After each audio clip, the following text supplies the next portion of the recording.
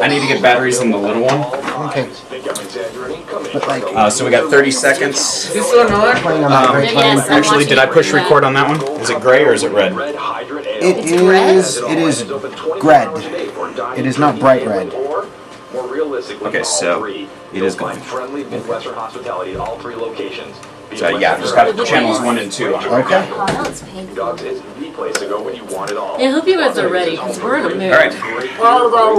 Put your head down, stupid. Okay, is this what I do? Woo.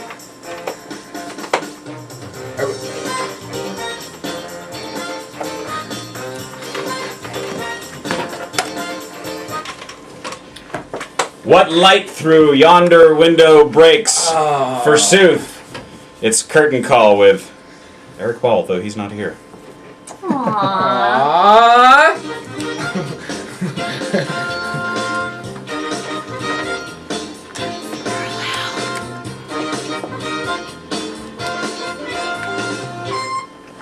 All right, welcome. It is Sunday, 6 p.m. It's not sexy times, as it has been for the last couple of weeks. No, it's neutered. Curtain call. Yeah. I beg to differ. I'm here. It's 60 times.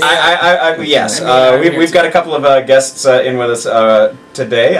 Brandon Jones and Breon Jenay are That's here. the 2 BJs. Yeah, BJs. That is true. And this is. You're right. This is a sex. This is FCC. This is FCC show, Breon. You know, because you've been on the show once before. It's fine. So no swearing. Erik is not here tonight. He is doing some of his, I guess, Valentine duties that he didn't do on Valentine's Day. So it's just Mr. Sean Critchfield and myself today. But I think we can handle a couple of BJs between us. I think so. We're gonna do everything in our power to absolutely derail this show. Yeah, it's already now derailed. it I seems derailed pretty it in the sexy to first 30 seconds by misquoting Shakespeare. Cool. So Then we're gonna take your jobs, and we're the new hosts. I think I'm gonna undo a couple buttons over here. we are recording, and I've got Sean manning the helm of pushing a couple of buttons, alternating between a couple of cameras, and we'll have to get the third camera fixed so that we can get your lovely face. Oh no, that's quite all right. There's a lot of gorgiosity going, and there is a lot of gorgiosity, and whether or not that's a word, I like the word. Two of my good friends, Breon Jenay and Sean Critchfield. I gotta say, what was really funny was Glenn, when he came in after the stinger, he was like, "Hey, what light?" They were all calm and collected. When like seconds before it, he was running frantically around trying to get everything up as the clock was ticking. I was running late, and I hate seeing how fast I can set up the cameras, and I didn't quite do it because. Usually it's a Glen cam, the one that faces directly at me, needs new batteries. And there's some batteries in the little black case there, so feel free if you're technically inclined to try and swap out the batteries. But yeah, I was helping my daughter with some Algebra 2, and it's been 30 plus years since I had to do exponential factoring and all that sort of garbage. I don't really care what the cubed root of 108y to the 4th power is. I really don't. But she has to know it, so I had to remember how to do it. So it went well. You know what? Surprisingly, I remembered how to do some of that garbage. You know what? It's amazing to me. Kirsten is incredibly math smart. She's just brilliant. And we were talking about the fact that math is like, it's a foreign language to me. I just do not get it. I do not comprehend math. There's a lot of things that I'm good at. Math is not one of them. And so she was like, "Oh, you're just being hard on yourself. Here, let me write you a math problem, and see if you can solve this." And she like sketches it out. If a train is leaving New York at 120 miles an hour, and another train is leaving St. Petersburg at the same time, but going backwards. No, there was a lot of like letters and smaller numbers and corners and and like strange symbols. And so I looked at it and I looked at her and I was like, "I don't know how to do this." And she said, "You're not even trying." And I was like, "No, you don't understand. I can't even try. I don't understand what that triangle and weird shaped F even mean." X plus me equals love. Now who's X? I do know that less than 3 equals a heart on Facebook. So there you go. Yeah. Nice. voice. Oh yeah. I less than 3 years. So, I dash at sign. That's a rose. It's getting hot. It is. in It here, is isn't hot in here. I would I- turn the fan on, but then things would get real noisy. Trying. Anyways, long story short, I didn't quite get here as quickly as I needed to, so I had like 7 minutes to set up the computer, 2 cameras, and welcome our guests in Yeah, properly, we which were I here didn't first. quite get. Oh yeah, it's always sad when the guests get here before the hosts.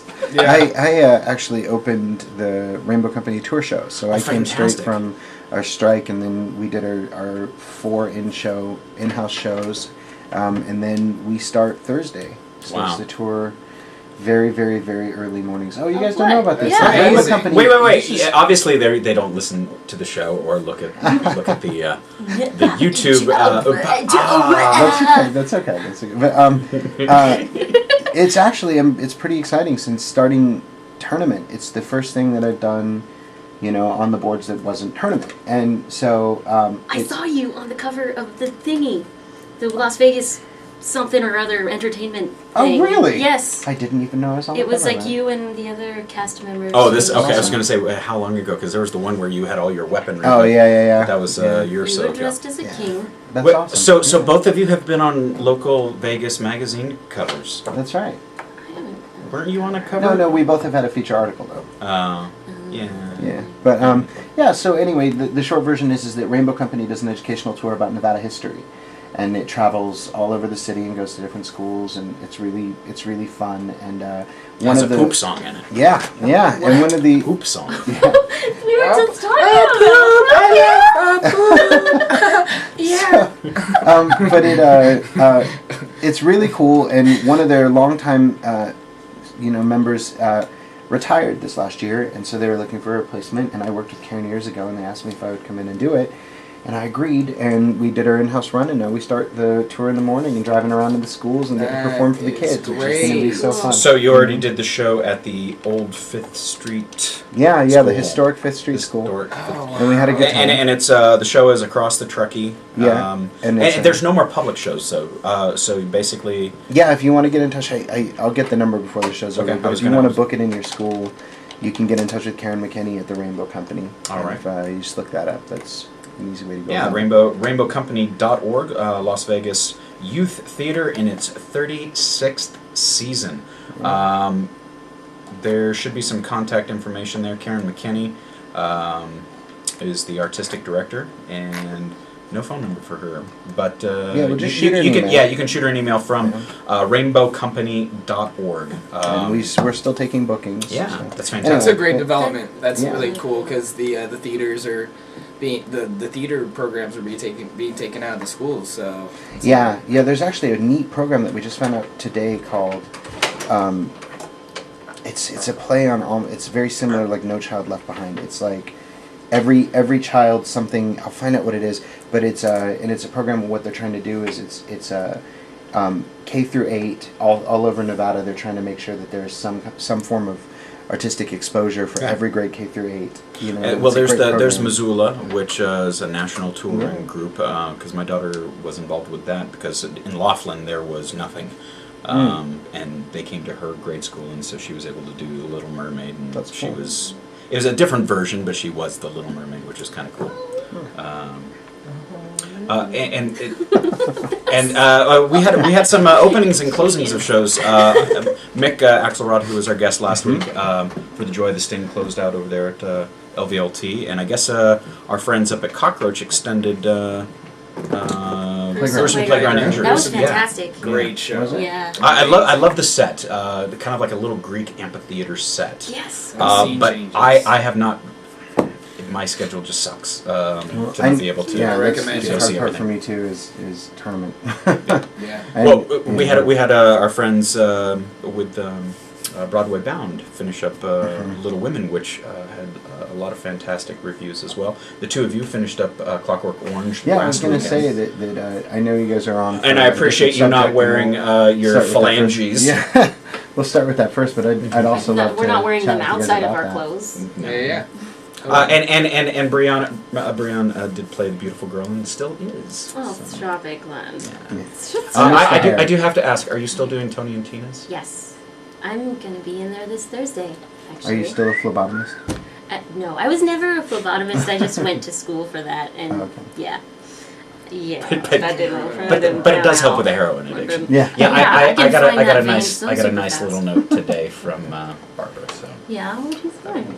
we'll find out. We won't say on the air. No. I don't know any specifics other than I may be there soon. So Hello. we'll see. So, which is nice. I hear that. Oh, I don't know. Maybe I shouldn't say this. You can Well, say I'm gonna say it anyway. say it, please. Apparently, Chris Mays is back at Tony and Tina's wedding. Yeah. All Awesome. right. Way to go, Chris, man. Yeah. Good job, buddy. I'm happy about it. And deathly silence. Wait, no, I have a story. Back to the touring school thing. Yeah. The first time I ever met Sean was during, he was like touring high schools with Romeo and Juliet.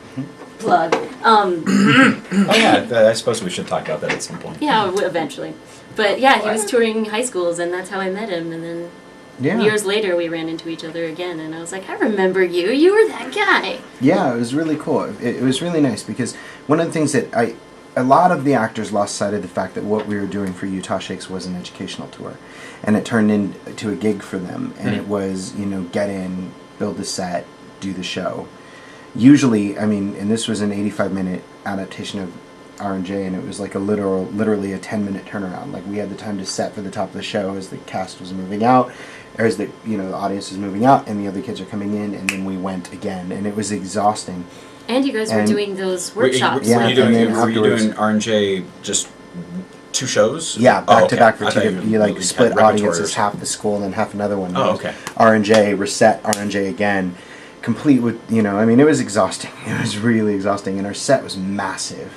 And it was all built out of, it was metal. And the flats were all metal with the wood across them, wow. and it was 2-story with the balcony, and it was Wow. it was a project. And then afterwards, we'd split up, and half the group would strike, and half the group would go teach workshops. And it got to the point where even people were like, I don't really want to go teach workshops, and I would volunteer to do it every time. I had no problem with striking, but I didn't want people to go teach the kids that weren't interested in teaching the kids. Yeah, because the flats are not going to be upset if you don't want to take them down. That's right. That's right. And I made a real point. I remembered making a real point that if the kids wanted to stop and talk to me, that I would find the time, no matter how busy we were, to stop. So you and, met Breon when know, she was in grade school? Is that? No, I was No. in high school. High school. I remember we had a group of friends we were all really serious about theater, and we were like, let's do our own theater troupe, which obviously never panned out.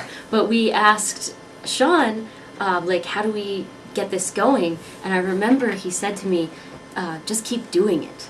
And that stuck with me. And obviously we're still doing it. And now you're still friends with some of those friends from high school? No. No? Oh, no, I didn't No, know. yes, actually I am. I didn't know if you went to high school with any of the same people that... Actually, yeah, you know what? Matt Arrington, I'm still friends with him. Chelsea Milko, Evan Walker, Okay. Amanda Mira. Yes, I know all these people, and we're friends on Facebook. Yeah. I met Yeah, we Sean are still Richfield friends, in but high I don't school, see them too. very much. That's right. That's right. You did. Yeah, we did McBee, and I played the porter. And Sean came in and did the whole fight choreography for us, and it was the coolest fight choreography I've ever been a part of in my life. And that it is, still is. I think that's probably where I met Sean. But Sean and I really haven't, our friendship has grown significantly over the past year. But I think during Assassins was when you and I really Yeah, got before to, that we were kind of passing ships. Yeah. Yeah, and I actually know your sister. Yes. Oh, well, I know yeah. everyone knows Yeah. his sister. Whoa.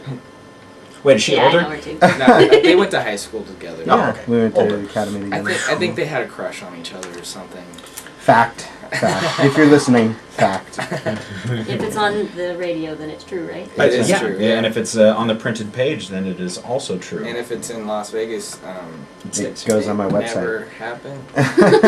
Well, there's a reason why you two are here, other than reminiscing and I can't remember what it is. enjoying Oh, man, company. what were we talking about? Well, we mentioned it, and there was a great segue with R&J, and not the Review Journal that some of you out there listening may think. But Brandon, you are directing your own adaptation of yes. the quintessential Shakespearean. Romeo and Juliet. That one. And Breon is Juliet. She is. Thanks, spoiler alert. Jeez. She is. I'm sorry, she's Mercutio. Oh, that would be cool. That's actually Gus Langley. Oh, we're Oh, nice. nice. Yeah. Also, Shane Cullum is Paris. Can he act? I think some people think he can, and We're I'm one of gonna them. exploit that. Well, no, and Shane's probably not listening, but somebody will tell him that I was talking smack. Shane is Oh, very he's talented. used to it. I've worked with Shane a few times. I've never seen him do Shakespeare though. He's never done Shakespeare. Okay. This is his first Shakespeare Fantastic. thing. So And you can totally tell. No, I'm just kidding. well, no, I've only It's a ever. skill set, man. Well, it's a different muscle because obviously you have to understand the language, and once you understand the language, then you have to actually, yes. Say it. say it and do it.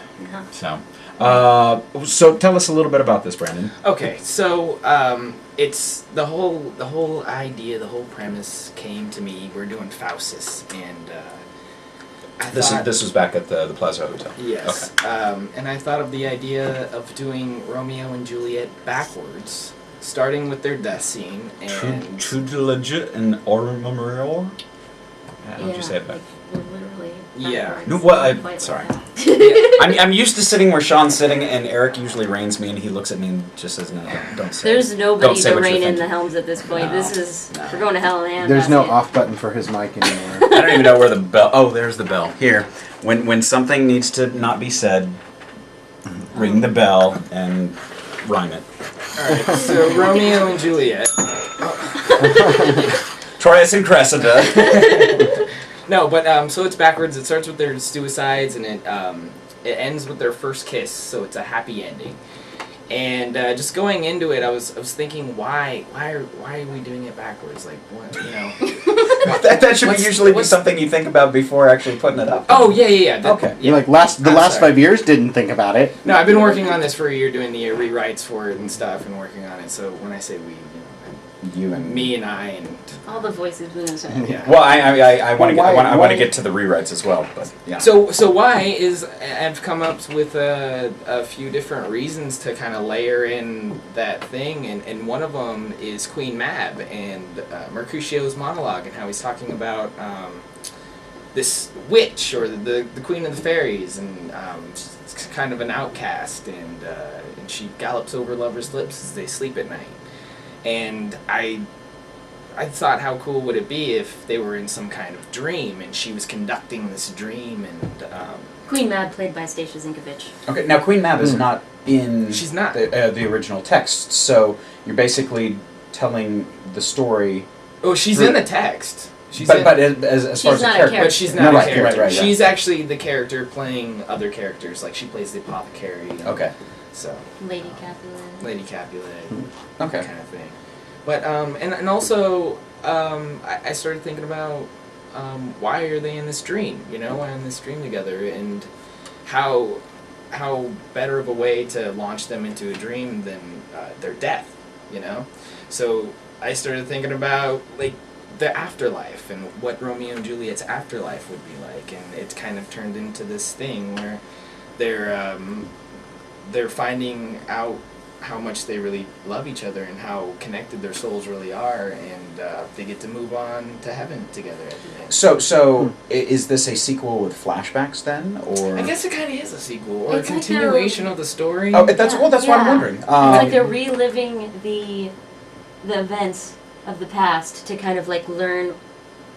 Yeah, they're basically stuck in the deja vu, or Yeah, it's almost like they're in a weird purgatory, and they kind of have to figure out what's going on in order to like join each other in the afterlife. Now, obviously, if you're taking these segments of the story backwards, and you've shrunk it down a little bit as well, yeah, so it's an hour long. so we have to be really tight with the characters and their storyline. So with how you're rewriting things, are you're still taking the core text, the ending part of the story, and making that dialogue at the beginning of your I'm curious how you're doing the dialogue. I'm not writing the dialogue. I'm just cutting away from it. Sure, And okay. I've reformatted it to where the scenes are chronologically backwards. But Okay. And the I've scenes cut- go. It's like the scenes go backwards, but it's not like the the text goes backwards. Well, no, the that would text very goes difficult Yeah, to it's- follow, that would be kind of and very difficult to learn. It's kind of Yes. it's kind of got a memento thing about it. Oh, Have okay. you seen Memento, the yeah, movie? yeah. Yes. Guy Pearce. I know you guys are probably skeptical, and I was. No. When, I'm all for it. listen. No, when Well, Brandon no, Jones first told me this idea, I was like, "That's the dumbest thing I've ever heard." But I want you to be Juliet. That's the greatest I was idea like, I've "Never ever mind, heard. brilliant." Come on, guys! You guys have seen the stuff that I direct. They're 90% of the time when I tell someone my concept, they look at me and go, "I'm listening." And then there's that whole period of convincing them, that we're going to kill the proprietor. So no, I totally dig that. I totally get that. You want to do the challenge it. Rocky Horror Picture Show with Muppets. and it's going to be That actually awesome. sounds like a cool idea. Yeah. Rocky Horror Muppet Show. Yeah, Yes. nice. Beaker could be Riff Raff. Or Gonzo. Oh, Gonzo would be good too. Obviously, you got Kermit. Before- Sam the Eagle is the narrator. I've thought about this one. Wrangling us back in. I don't have the bell. The Just bell on a is. small- Thank you. Just on a small, Okay, take a very swig. small segue way, I did a tour of that, Romeo and Juliet, we were talking about that, and the guy that played Mercutio, he did the Queen Mab speech, and it was so beautiful. It was so amazing. The first day that we did the speech, he got to the Queen Mab speech, and he dropped down next to Romeo, and he did it all about 5 inches away from Romeo's face, and he described this world that existed in this little cube right in front of him, and it was subtle and small and sweet. And it was one of those things where he finished the speech and we all sat there like hearts racing, and the director walked up and he goes, "It's beautiful. I love it. It won't play for kids. You've got to make it bigger." And then we went back and we expanded the whole thing. But I'll never forget that. I always felt like that is the right way to do that speech. It's just small and pure and simple, So shout out to Steve Townsend. That's a good segue to my question. Romeo and Juliet is a very well known, very simple in what it is. Why change it? Everybody's seen it. Yeah, that's I don't think that's I'm necessary. not the director, but that's what well, no, not everybody's. Is that what you told Brandon I've when he seen said, it. "I'm going to do it backwards"? Everyone's seen it. Well, it's No. not that everyone I has was seen like, it, because oh. not everybody has seen it. Right. But everybody knows that they die in the end. And Exactly. in the opening monologue, they tell you that they're going to Right. die in the end. Right. What better place to put that than the end of the show? And it is, in our case, it's the kind of like the funeral Okay. section. So that's what happened in my mind. That's what made it click for me. But, Interesting. um, And you're a fairly well respected playwright in your own. Thank you. Well, no, and I'm wondering, why take this again? Coming back, why take the classical piece that, to some people is like, how dare you? Yeah. Because I'm sure you will get that Yeah, response. Of course. Why not, something original out of your own head? I just became so passionate about this idea, and I've gotten everybody together, and everybody I've talked to just really loves this idea, and I want to put it up and take a chance and be courageous and do something new, that nobody's ever seen. So It's still the same beautiful language. it is. It is. Oh, I don't doubt that, and I'm sure that the cuts that are being made are for making that concise story without some of the outline. It's definitely more about just Romeo and Juliet. So we are in a predicament then with the production, if I'm not mistaken, because you're missing a venue at this point. I am missing a venue, but good news is I have a fundraiser going. Indiegogo.com /Queen Mab's Tale plug.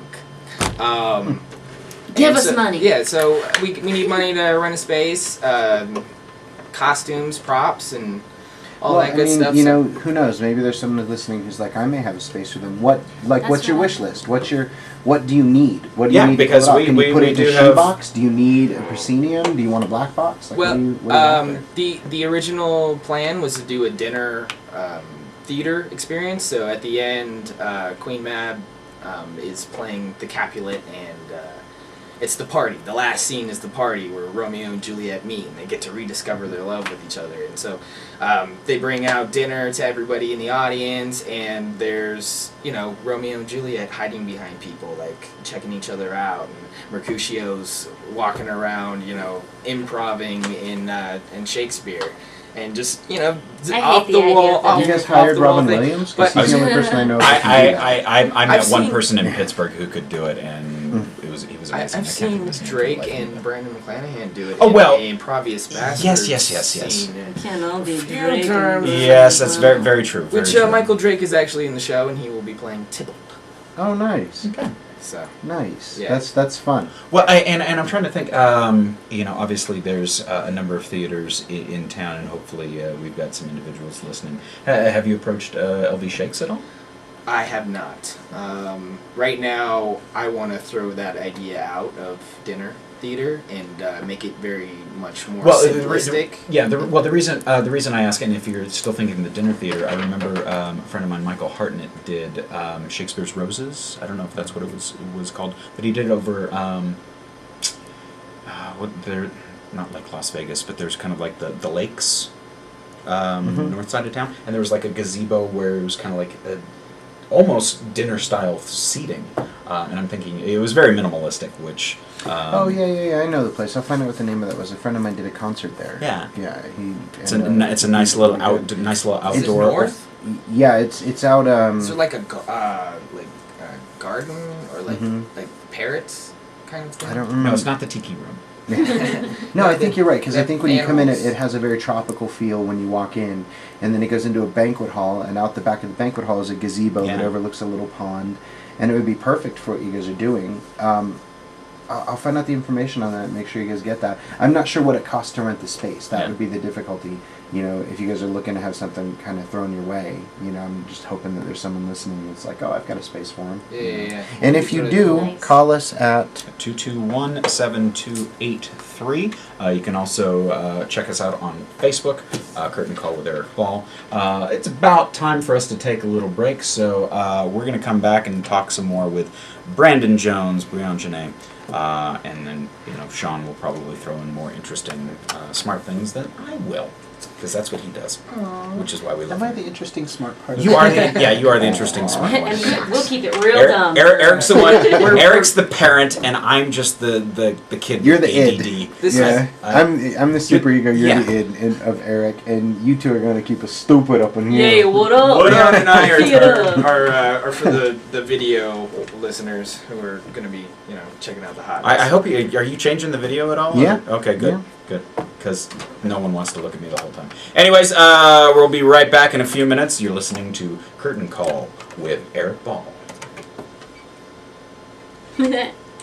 That was cool. Yeah. Are you sick and tired of your garage door going up but never I coming am. down, or going down and coming back up on its Oh own? wait, are you going to play? Just You got to play the the Canes around. commercial at some point so they can hear the Well, misery. that was what Chris played. So I'm setting up. He played the Canes commercial. He's like, thanks for playing the really slow commercial. I mean, it's 45 seconds, so it doesn't really matter whether it's 45 seconds of regular pace or. Yeah. And not do They slowed it down to meet the fireplaces, segment, the high-quality, commercial wood-burning segment and slot. gas-fired fireplaces, So they literally took the fireplace regular inserts speed and and just stoves, slowed down the chimney commercial. systems, So and it goes accessories. like, "Are you tired of eating chicken? Come to Raising Cane's." Is my phone sitting That place over is there? good. Is it? You Okay. had it? Yeah, it's so Fire ridiculous magic with that for you. Call but yeah, Custom it's Hardened delicious. Doors What's that? at Raising Cane's. 657 I love it 1280. there. That's And that toast that 657 they have. 1280. Or Toast visit is them so online good. at custom I love that. It's buttery. That's Is that custom-hearth.com. Burlington? Got a lot of So- butter. It's got And butter. It's got some butter. Here it is. We're just gonna talk like this for the rest of the Ever interview. faithful aficionados of fresh, never frozen premium chicken fingers from Raising Cane's. Isn't that Hey, awesome? hey, Lysander. We This had is a actually show- a little bit unsettling. Lysander listens regularly, and when we do shows, because we've been doing shows at 10:30 at night, like 10:30 to 12:30, and it just goes to the weirdest places. Like, it just devolves into us like watching TV and like, look, squid sex, and just like, I'm not kidding, like it gets that bad. we got into a whole discussion about what figures we had as a child, like whether it was He-Man or G.I. Joe, and like we were correcting each other, like that's not Destro, that's Zartan. Can you hand me the 3 batteries there? I love me some Lysander, I'll tell you that much. Oh, this should be in the bottom of that bag. All Oh, gotcha. Here, let me do that. There is more than 3, and I don't want to hand you dead ones. That feels Now I don't know which ones are dead anyways. That's the problem. Muffins made from scratch. muffins from scratch. You like some muffins made from scratch? Made from scratch. Oh, So put yeah, some I got butter an on email it. today from Barbara, and it's just like, well, is it going to be Barbara.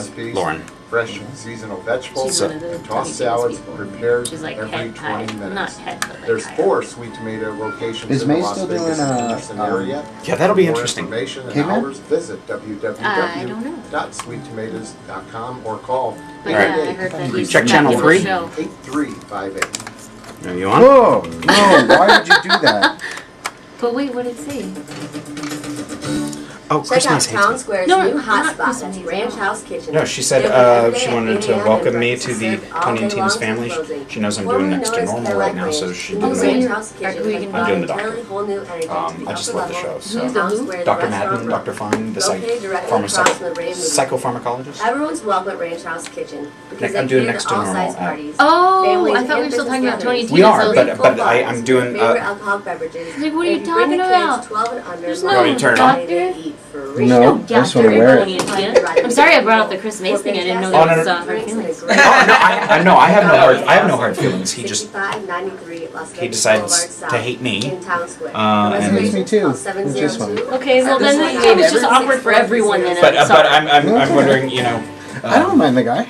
Are you No, I don't tired either. of But garage door going up, I saw him but at the never Tony and coming Tina's down, when or we were coming both down, there. coming back up on Didn't its say own. hi to me The at kids all. knocking the Totally motion bombed that sensors audition. around. They were like, can you do a Pacino for us? And I was like, Door is here to help. They are your one-stop Right shop now? for garage door. it was just like Right the worst now, thing that you it could should be ever- like- I can't do Pacino. Do you want to hear my impression of Pacino? And not do fire. He seems like a nice guy. I just don't have that. What would Chris be doing? It's like Vinny's, what I hear. But he used to play Papa Nunzio. Yeah. From what I hear, but I was never. We were never They around only children. had me reading this time for Father. So. I think you would make a great father. You would make a great Vinny too. That's what I Well, think. that was Vinny was the one they kept calling me back for in the past. Back in 5. Angela Wyman. That's Angela custom-hearth.com. I don't know why it sounds familiar, but I don't. She claims to have worked there, but I don't know. She's an interesting girl. Oh, there's a lot of. Is this us? Are we back? Listening to Curtis Call and Erik Ball. This is David Loud saying hello from Rob Redding. Well, hello from Vegas. Yeah, hello there, David Lane. We're, you know, for those of you that wonder when we come back from commercial breaks and there's like half conversations still continuing, you can catch all those commercial breaks with the postings of these videos on YouTube, and I usually get them up by Tuesday or so. I didn't sign up for this. No one ever does. You can put your pants back on. Oh. Yeah, I welcome signed to up Curtain for Call. that. Yeah. Hey yo. Come here. So my daughter is texting me. Don't you know I'm doing a radio show right now? Is that what she's That's texting right. you? No, She said that. no, I'm How not. awesome would that be? Oh, good lord! It's my ex-wife texting me. She's like, "How dare you watch Walking Dead with my daughter? That's our thing." Whatever. Pretty sure my ex is not listening to the radio, but you know what? I don't need to communicate, my TV schedule with anyone. So, there you go. It just we're got so weird. yeah. Okay. Oh, there's a free plug for AMC, Yeah. courtesy of KSHP. That was all a stunt. Glenn's Yeah. never even been married, folks. Yeah. Yeah, it's all. He doesn't even have a He doesn't even watch Walking Dead. It's 4 sons, not 1 daughter. Okay. Nothing. I didn't say anything. Now I have the theme to My 3 Sons stuck in my head. So what we should do is we should do a Walking Dead Romeo and Juliet. You can write a third one, which is after they die, as zombies. Again. Yeah, let's make everything zombies because Yeah. that's It never been sells. done. Sadly, isn't that what Warm Bodies is roughly about? It's a zombie love story where love is the cure for being a zombie. Oh yeah. Oh, yeah, that new yeah. that yeah. Yeah. I'm not gonna lie. I'm gonna go see it. Mainstream. It looks a little funny. I've actually heard good things about it. I'm not but- gonna lie. I won't watch it and pay for it. Yeah. I'll wait. Fair enough. Yeah, there you I go. live right next to the Tropicana Theater, so. Do you ever go in, pay for one ticket, then prop the door open in the back, and then just leave and come back later?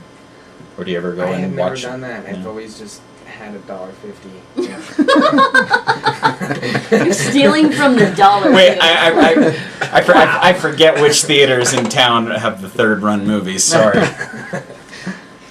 I still have to see The Hobbit. I don't know when it comes to the Tropicana Theater. Next year, I'm sure you can go see it at the Tropicana and then go see the second part. Rave. I'll what is it? The red box thing? I don't know. Oh, red box thing. Yeah, Netflix it. Hey, we're just giving sponsor. Yeah. Hey, what kind of water are you drinking there, Breon? That's Arrowhead. Oh wow, I'm drinking How Nestle delicious. Pure Life. So refreshing. As I look at this Westinghouse monitor, You look so refreshed. And I feel refreshed too. So who's your Romeo? Romeo Yeah, we is should mention Scott. Scott Gibson. He's He okay. No, I'm just kidding. He's Just great. most recently was seen in Sweeney Todd. No, he was in with Clockwork, us. yeah. You remember? You were there. And Who is he in Clockwork? he was he he sang. one of the doctors. He was one of the inmates. He was one of the inmates. And Oh, okay.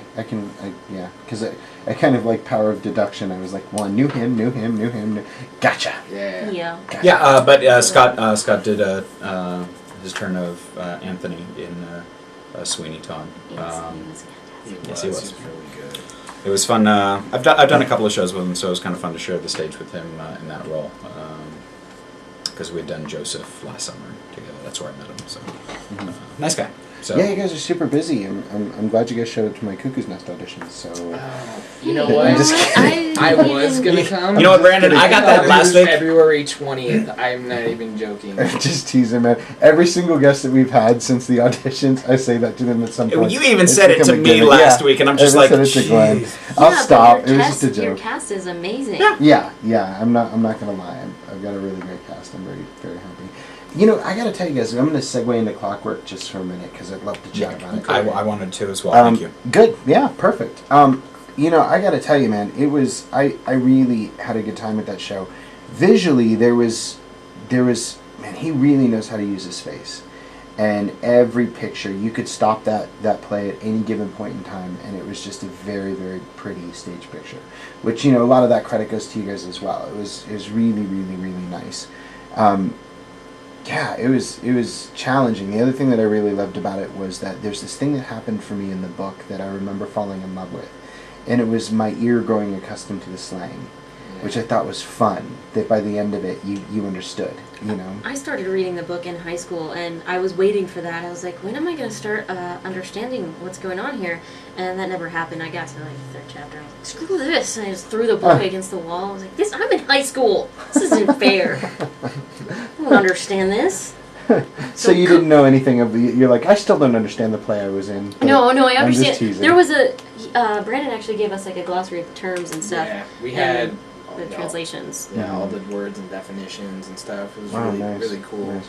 But yeah, kudos to anybody who actually makes it through that book. Well, this is amazing. Is Glenn, the last time he explained horror show to me, which I didn't know, which I thought. And was I didn't. really It, it took me forever because the Russian word "хорошо."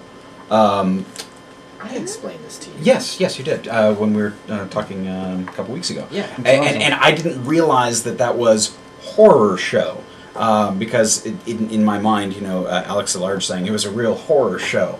To me, that sounds. It sounds like bad. It sounds bad. Whereas хорошо is good, and очень хорошо, you know, very good. Yeah, that's awesome. So going back and trying to revisit some of the language is like, oh, that's the Russian word, and in that context. So yeah, it was. It took me well into the first act to get the flow of the language, which was frustrating, but not much you can do about that. I'll tell you another thing that I thought was a stroke of genius in it. And if Gary Lund, if you're listening, you are a beast Oh my Yeah. god, he's so of a good. human being. Was to have, like, in the middle of that, to have that one moment where it was just him alone, where even the lights kind of tightened down. Like, it wasn't, black stage spotlight, but it had that where he was feel where it practicing his just sermon. him. And he delivered the, oh man, I literally, like, I started to applaud when he finished, and the whole audience was quiet, and I did that, like, awkward thing with my hands where I almost, and then stopped and put my hands down, and, like, people next to me were, like, And instead, staring. I was there that day. Did you have a He did seizure? jazz hands Yeah. instead. But yeah, that man's a beast. That was a really, really smart choice because there was so much that was so powerful and so pretty with, like, the work that you guys are doing, and I loved the lit hoods. Yeah, that was really It was cool. really, really well done, and then all of a sudden to have just that moment of real, honest, with no symbolism, you know what I mean? Just to let it be exactly what it was for just a moment was just stunning. It's my favorite part. Yeah. I remember the first time I saw him do that in rehearsal, he actually pointed me out. I was the person that he said, "Don't you leer at me." Don't laugh. And then I laughed, and he's like, "Don't laugh." It was the funniest thing that ever happened to me in rehearsal. It was so good. He's awesome. brilliant. Yeah, he really Nice. is. So you got any surprises like that? Like, The- what's the overarching idea? Is this going to be, like, heavily produced like Clockwork was, or is it going to be Romeo and Juliet? Or is it going to be more simple? Like, Yeah, there's talk of turning it into a short film and That would be submitting it to film festivals. I mean, everybody in the group kind of is really interested in doing that. I would like to just get it up on its feet and workshop it and see what people think, of the idea. Like, this is weird, and nobody's doing this kind of thing, so I want to try it out and see what people say, and if it's good response, we'll keep pushing. And do some other Would you stuff. continue on in a theme and do Midsummer Night's Dream backwards, or I actually McBee? I thought of Julius Or Caesar Hamlet. backwards. oh, nice. And it ends with the death of Julius Caesar, because Oh, it's that's like awesome. it's like one of the first things that happen in the play. So. But yeah, I don't know. I'm sure you could do any. What's interesting is when I was putting it backwards is Shakespeare is such a genius that it just works that way too. It's almost like he wrote it backwards and frontwards before he Now, wrote it out. are you going to see if you can dig out the wolf costume that was used in Twelfth Night and throw Tybalt in that? No, No. Tybalt's actually just gonna be a cat, not a dog. Defense of cats. He is a cat. He is. He's well. I mean, as the play progresses, we go further and further from reality. See, that's Oh, what I interesting. was Okay, curious cool. about. Like, I'm curious, and I don't want you to give anything away. Like, obviously, you want to keep some of it close to the chest. But, like, what period are you in? Are you doing it? Is it fantasy? Are you going fantastical with it? Like, that's kind of what I'm curious. Is this a big production? Or are you keeping it very simple and small? Like, I think I have to go simple and small on the set now. I want it to be more adaptable because I might have more than one venue that we're doing this. So I want it to be able to go in anywhere, and it's So- easy to pick up. But the whole style of it is kind of steampunk meets Final Fantasy. hey, I'm in on that. That's So cool. I mean, I know everybody's So doing a little steampunk Victorian. right now, but yeah. There's a touch of Victorian in there, and it's I So don't is wanna Romeo say- a robot? Don't steam-powered- give too much away. I'm The curious. costumes are cool. Yeah, they are cool. What light through yonder window breaks? We can see you, Breon. Wait, the costume lady. Oh, Tanya. Tanya, yes. I was Tanya like, Bourne I'm is sorry. doing the Name escaped costumes, me. or she's helping with the costumes. I have to get sewers and stuff too. Kit Rogers Yeah. might be helping. Kit Rogers actually was the genius behind all the costumes in Clockwork Orange. Yeah, I spent a month at his house, just going there. Man, I didn't spend a month at his house. I went to his Straight. Then he realized I was there and I had to leave. Yeah. Why does anyone be like that? I wasn't. don't It wasn't know how in to his talk. house. I set up a cot in his backyard. You know. He didn't know That's I was normal. there. That's normal. And Brandon shows up and like, hey, what's up? I'm gonna crash here for a month. All right, cool. Yeah, no, I've learned a lot over there. We built a lot of costumes from scratch and stuff, so it's cool that he's interested in helping with Romeo and Juliet. Yeah, he assisted on Assassins. Okay. Yeah. Yeah, and he did beautiful work on that. So. Yeah. He's Yeah, a he really is- cool guy. He's a genius. He's very good at what he does. From Well- hair to makeup and everything in between. I lost the question I was gonna. Oh, because Sean, you've got your production starting up with One Flew Over the Cuckoo's Nest. Mm-hmm. And so, have you started? You've had your read through already, or have you started any? No. I was in the middle of HE Double Hockey Sticks week for the tour show, and it was at the point where I was just like, I cannot think of anything but this right now. I mean, it's an original show, and so you had more lines coming in every day, and scenes being cut and adjusted and shifted and changed, and so I just had to focus all of my attention onto that. We're gonna start in on it soon. I'm pretty excited. We actually sent out the call, and basically as soon as I'm done with this, we're gonna sit down and we're gonna suss out what day we can do it according to everyone's conflicts, and then we're just gonna get that thing underway. And you have a healthy sized cast on that one as well.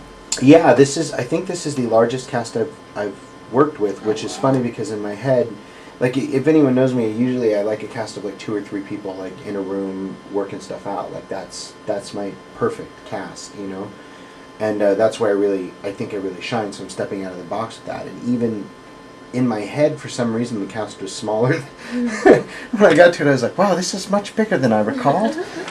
You'll still be able to work those relationships. That's one the and twos. goal. Yeah. Honestly, like I think that there's a lot of really interesting work that's going on, and that my challenge as a director is to also remind people that sometimes you can just simply tell a story as well. You know what I mean? That's valid as well.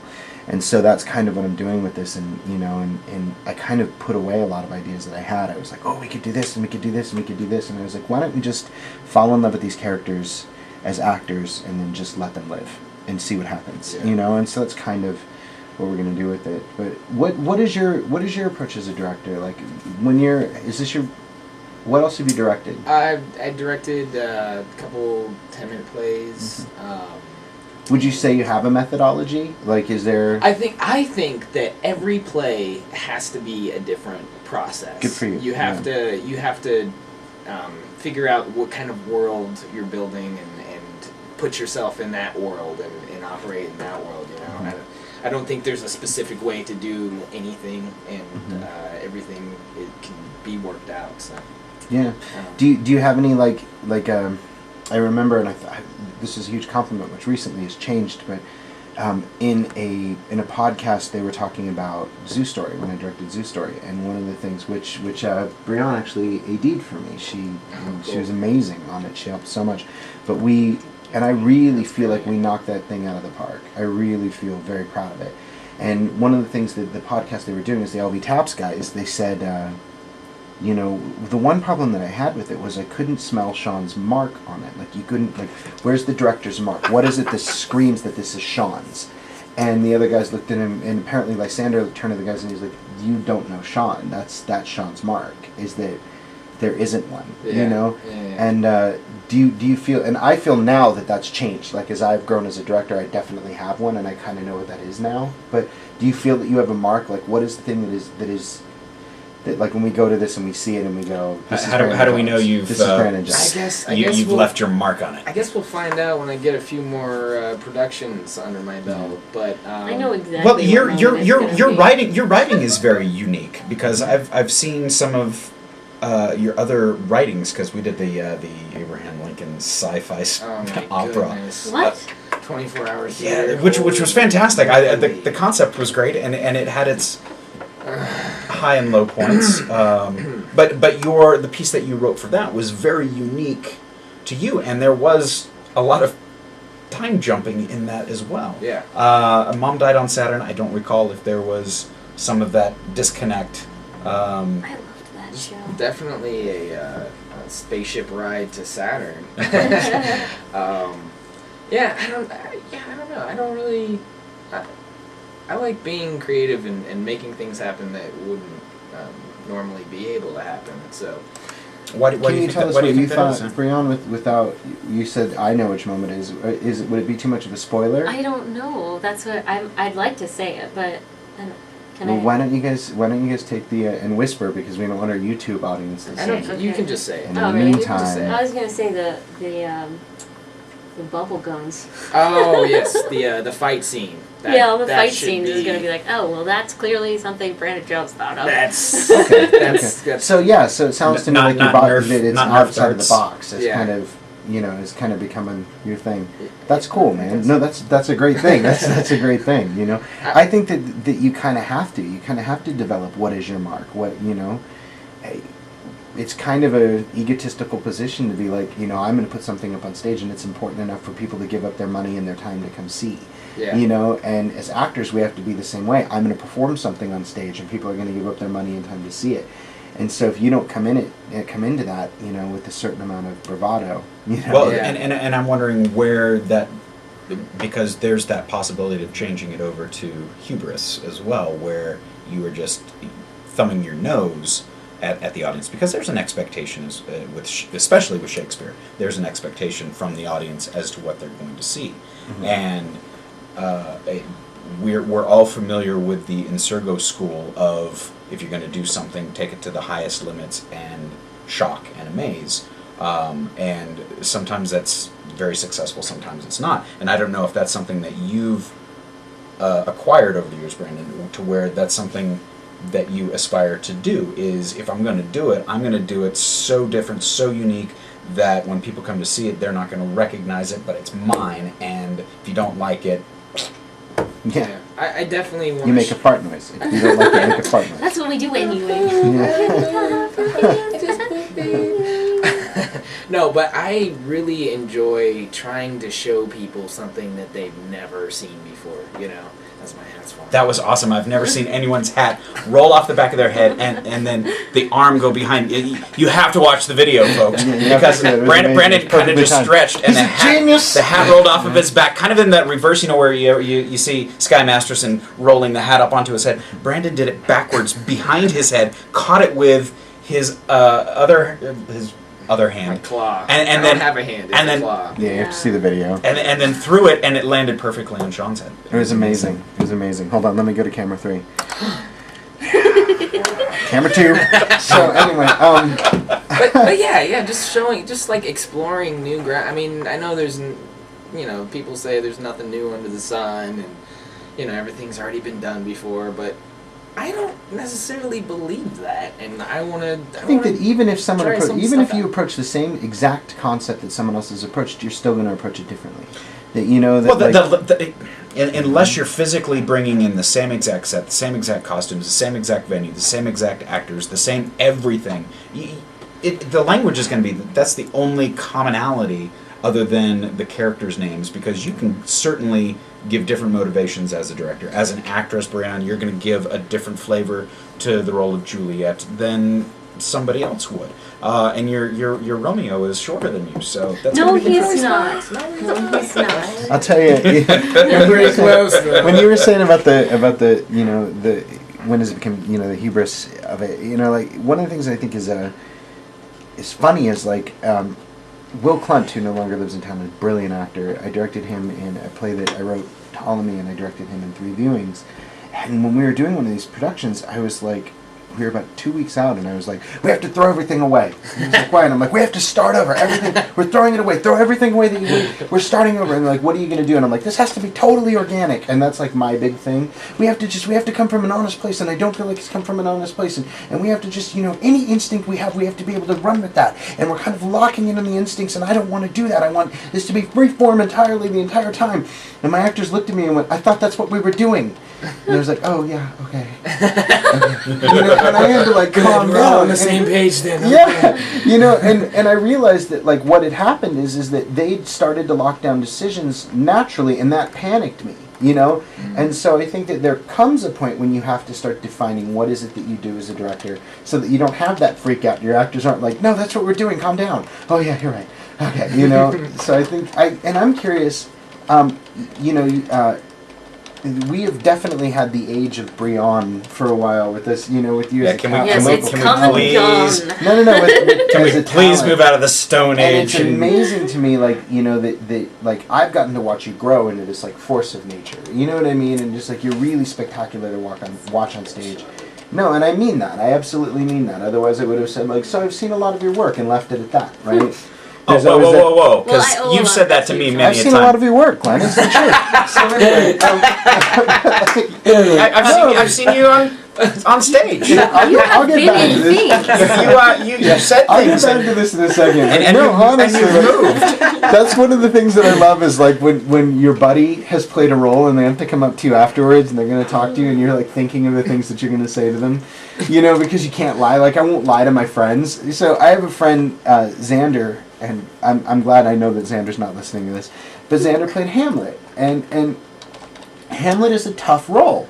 You know, and if you walk into Hamlet and you just get the job done, that's like going 6 rounds with Tyson in his heyday. You know what I mean? Like, it takes a special thing to do something exceptional with that. If you just get it done, you're a tremendous actor to just get that role done. You know, and so Xander almost got the role done. You know, so afterwards Xander comes walking off stage, and I was like, "Yeah, man, you wore black, bro." You were up there like you were making choices, and dude, you played Hamlet, bro. You played Hamlet. You said all the lines like Hamlet, bro. Yeah, bro. So Breon, I'm curious. You know, you've had the opportunity to work with a lot of local directors. You know, and I'm curious, like, how is his process different for you as an actor? What's unique about doing this show with him? Why do you love it? If you love it. Well, yeah, I do. That's a very good question. Yeah. Well, there's certain things about Brandon Jones that reminds me of, directors that we both have worked with. I see a little bit of Ernie Curcio popping out every now and then, and some Ron Bean and stuff like that, and a little bit of Brandon. But sometimes he'll say stuff that, he's got one of the thickest imaginations of like anybody I've ever met, and I like to think that I have a pretty good imagination. Pretty thick. Pretty thick imagination. Thick and meaty. I stole that term from Mamie Washington. So, But you have an open mind to things, Breon. You I are never one. I've never seen you go, I can't do that, except for improv. I like to think that I can do it now. Yes, you can. I like to think that I have an open mind, and but I tend to be a little bit more. I don't want to say grounded, I guess, when Brandon Jones will say these things that are like, okay, we're gonna do this, and it's gonna We're be. gonna fill it up with smoke, and we're gonna build a rake. He's And we're telling gonna me put some about stank on it. Fireworks. We're gonna fly you in. You're not gonna be on a balcony. We're gonna fly you in. I'm gonna get a unicorn, a real unicorn. with smoke. And that unicorn's gonna have stank on it. That sounds exactly like me, man. Talking about these bubble guns and like just this. When you first told me the concept, I didn't like it. I was like, I don't. What are you talking about? But then I read the 'Cause the script and the he bubbles will explained make the more of it stage to me, and I slippery. was like, okay, cool. I can dig on this, and just like being able to be at rehearsals with everybody, and sometimes we'll hit a bump, and Brandon Jones will be like, I don't. What do you guys think? And it's like it's an open thing where we can all sit down and go, well, what if we did this, and what if this is going on, and instead of going, no, this is how we're going to do it, and which is fine for certain directors, and that works. But with this, it's more creatively. It's Well, a more creative you're also stew. It's working. more of a collaboration. Yeah. And I don't know your entire cast, but I would presume that it's a group that has worked together, and two of you worked together on The Little Prince, and so. And Rambus. And Rambus. And a number of other ones, but I specifically bring up The Little Prince because I know part of your process for that production, which was fantastic, was that you guys played a lot, and that opens up so many different opportunities for discovery, and I'm wondering if that's something that you still try to incorporate in your rehearsals. Obviously, the whole group mindset of let's figure these things out together. and Brianna, guns, whether they shoot rubber bands or bubbles or Nerf, maintaining the reality is all of that actually. but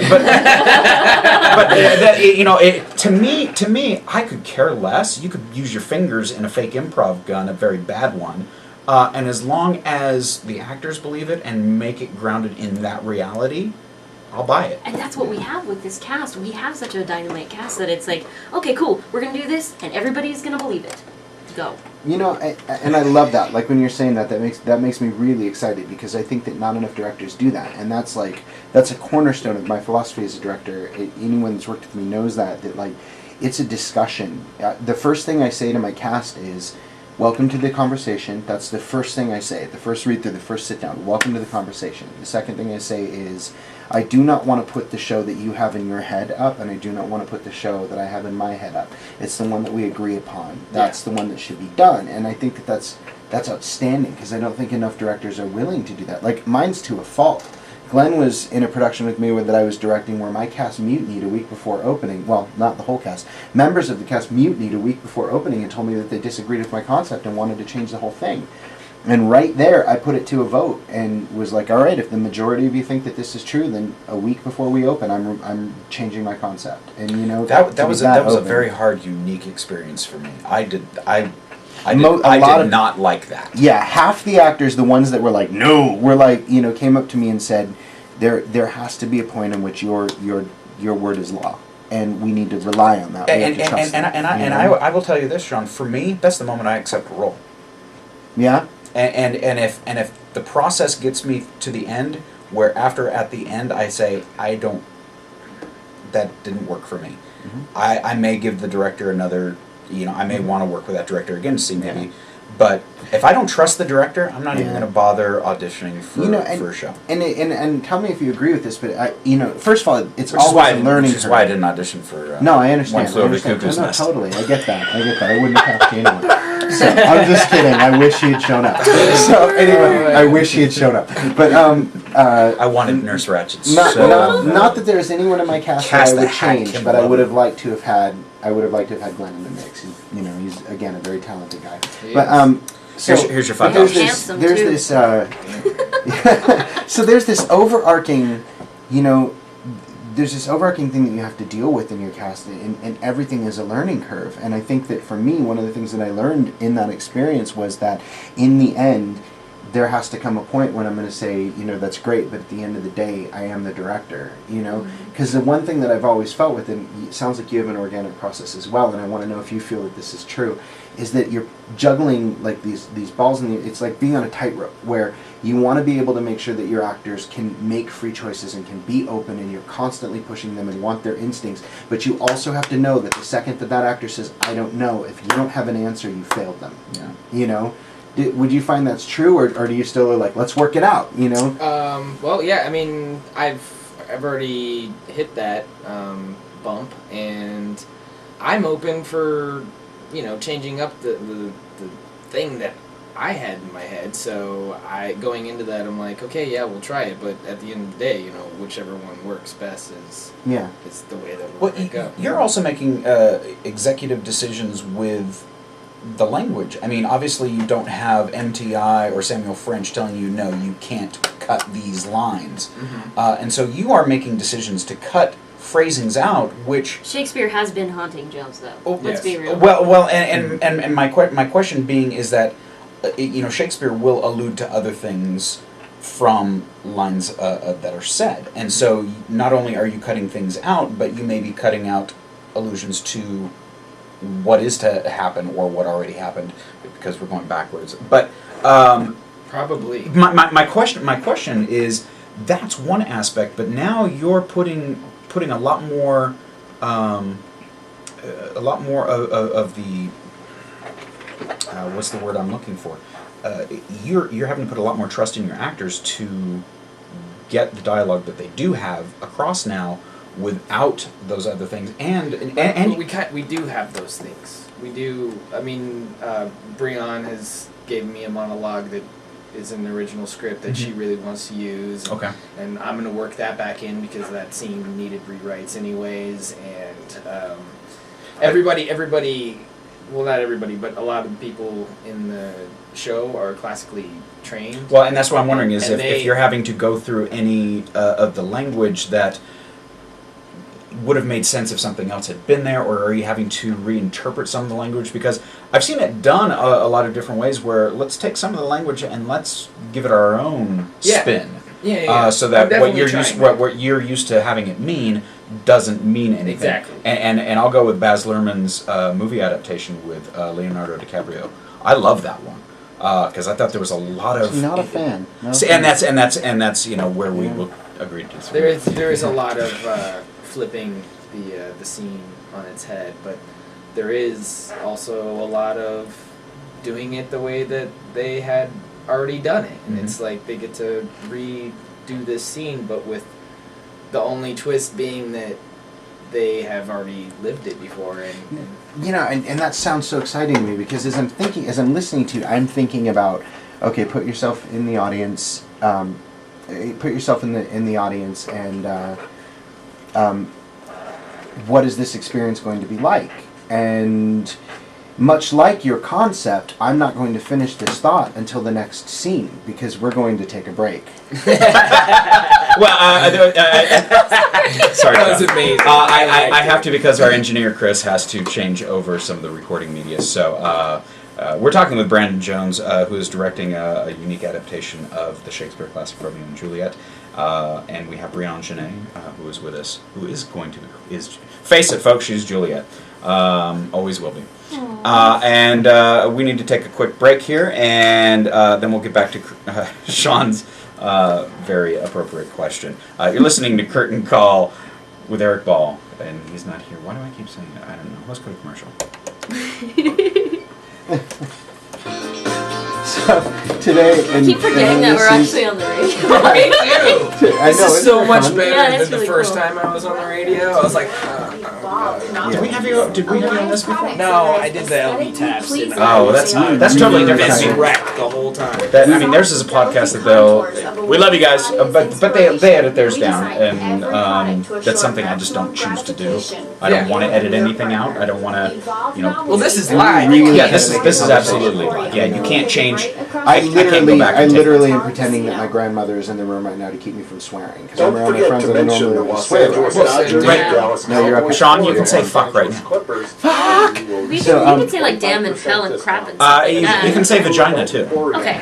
That's not I a dirty learned- word. I learned that like week 2 on the show. I was joking You about can say that poop. too about HE. Oh, yeah, I HE figured. double hockey stick. But so today when we were I was just thinking about when I did that, like when I realized I had to break, and I'm like, how do I get to the break in the middle of this conversation? We were doing this scene where one of the characters has to give a speech, and she just is not there yet. And so she gets to this point where she's like, I think London, we go to London, and that's they have a company that will fund big, progressive projects. Then she looks, she goes like that, and I go, Thanks, Chris. "Huh." And so she leaves, and I go over to the other guys, and they go, Mr. Citra's right there with us, working in the tunnels, blah blah blah blah blah. And I go, and aside from that stutter, he's a remarkable man. We're gonna do another PSA, another 45 seconds. This is Angela Wyman. Hello. She was in the. She claims she was in the cast. When was she in the cast? Because this is my year anniversary coming up. Well, that's whoa, when whoa, she whoa. should have been when she was in there with you. Show that to the cameras. Yeah. And show it to me. Hi. Okay. Hey, Who's Angela. Angela Wyman? Angela Wyman Yeah. is a local actor. By cute, I mean hot. Better look into Joel She's Wyman. single? Because I'm No. looking. No. She's very taken.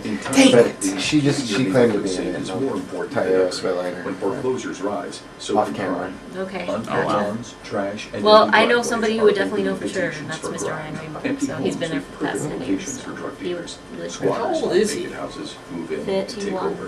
Wow. Teenagers use abandoned And you homes guys for are parties and back? vandalize. Yes. To combat these new threats, Yes, urge your everyone. community I'm with assistance Brian Oh. Rainbow. with local police to patrol vacant homes.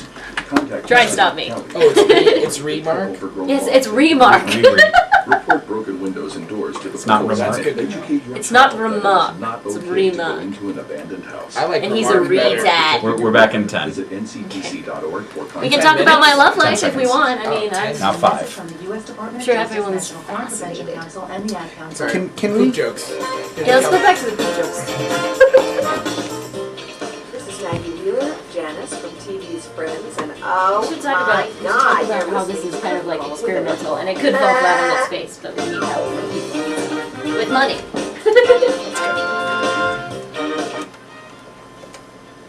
Well, I want to give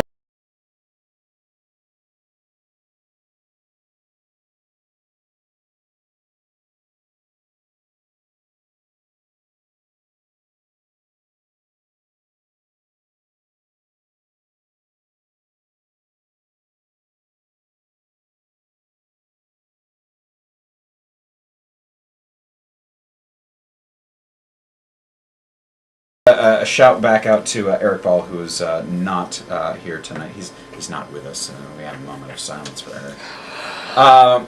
Eric it has. Oh, you didn't let that moment Yeah. last. No Shortest moment of all time. For and I want to make sure I get the information right. But Eric is hosting partially with. The Rudy Foundation. Yeah, the Rudy Foundation for the Master of the Class. I want to make sure I Master get of the House. Master of the House. I want to make sure I get the right information for those listening right now. While I'm looking that up, because otherwise I'm just going to be a stuttering moron looking that up, and I'll get back to giving Eric a little shout out because it's really something that is something. Yeah, all three of us really agree on the education and the arts. And I'm sure you two do as well. Yeah, but totally it's appreciate it, too. obviously it's something that Well, Eric I'll plug. aspires to. I'll plug the webpage while you take a look. I actually am involved with the project that we talked about before we started in here, called theatervine.com, and you guys should check it out. And if any of you are involved in the theater, work in the theater, direct for a theater, run a theater program, we're trying to make it a site that is going to foster the arts in Las Vegas.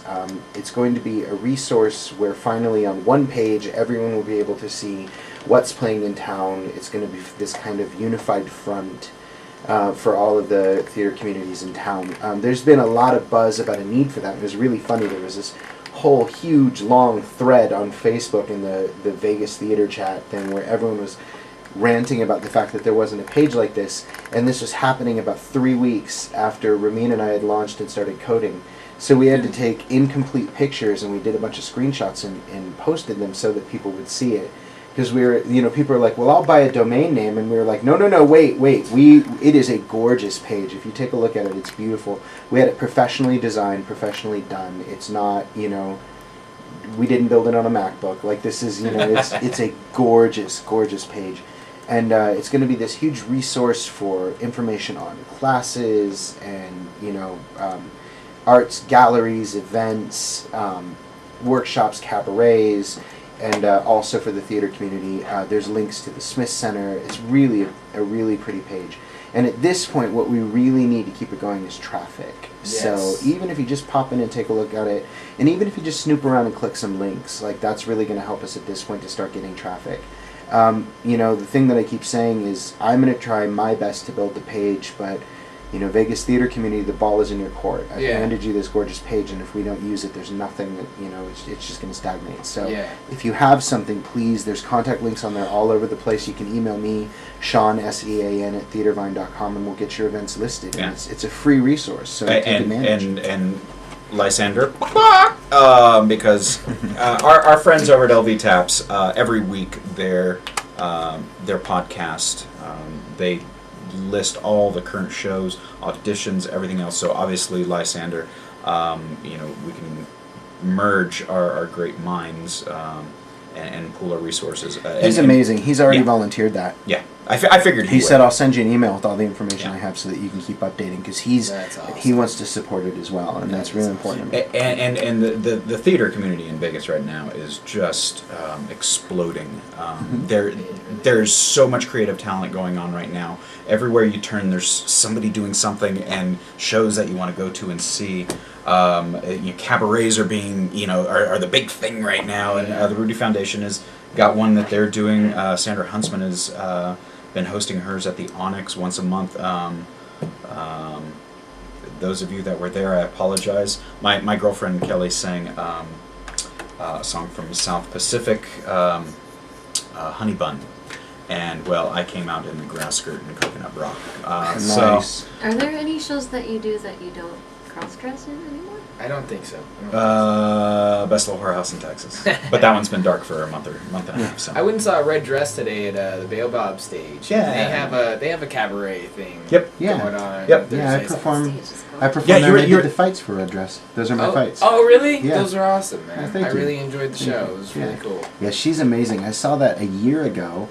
Actually, it was longer than that. It was a while ago, and it was when a lot of the Cirque people were doing midnight offerings at the Onyx. Yeah. And I caught it, and at the point it was called The Art of Prostitution.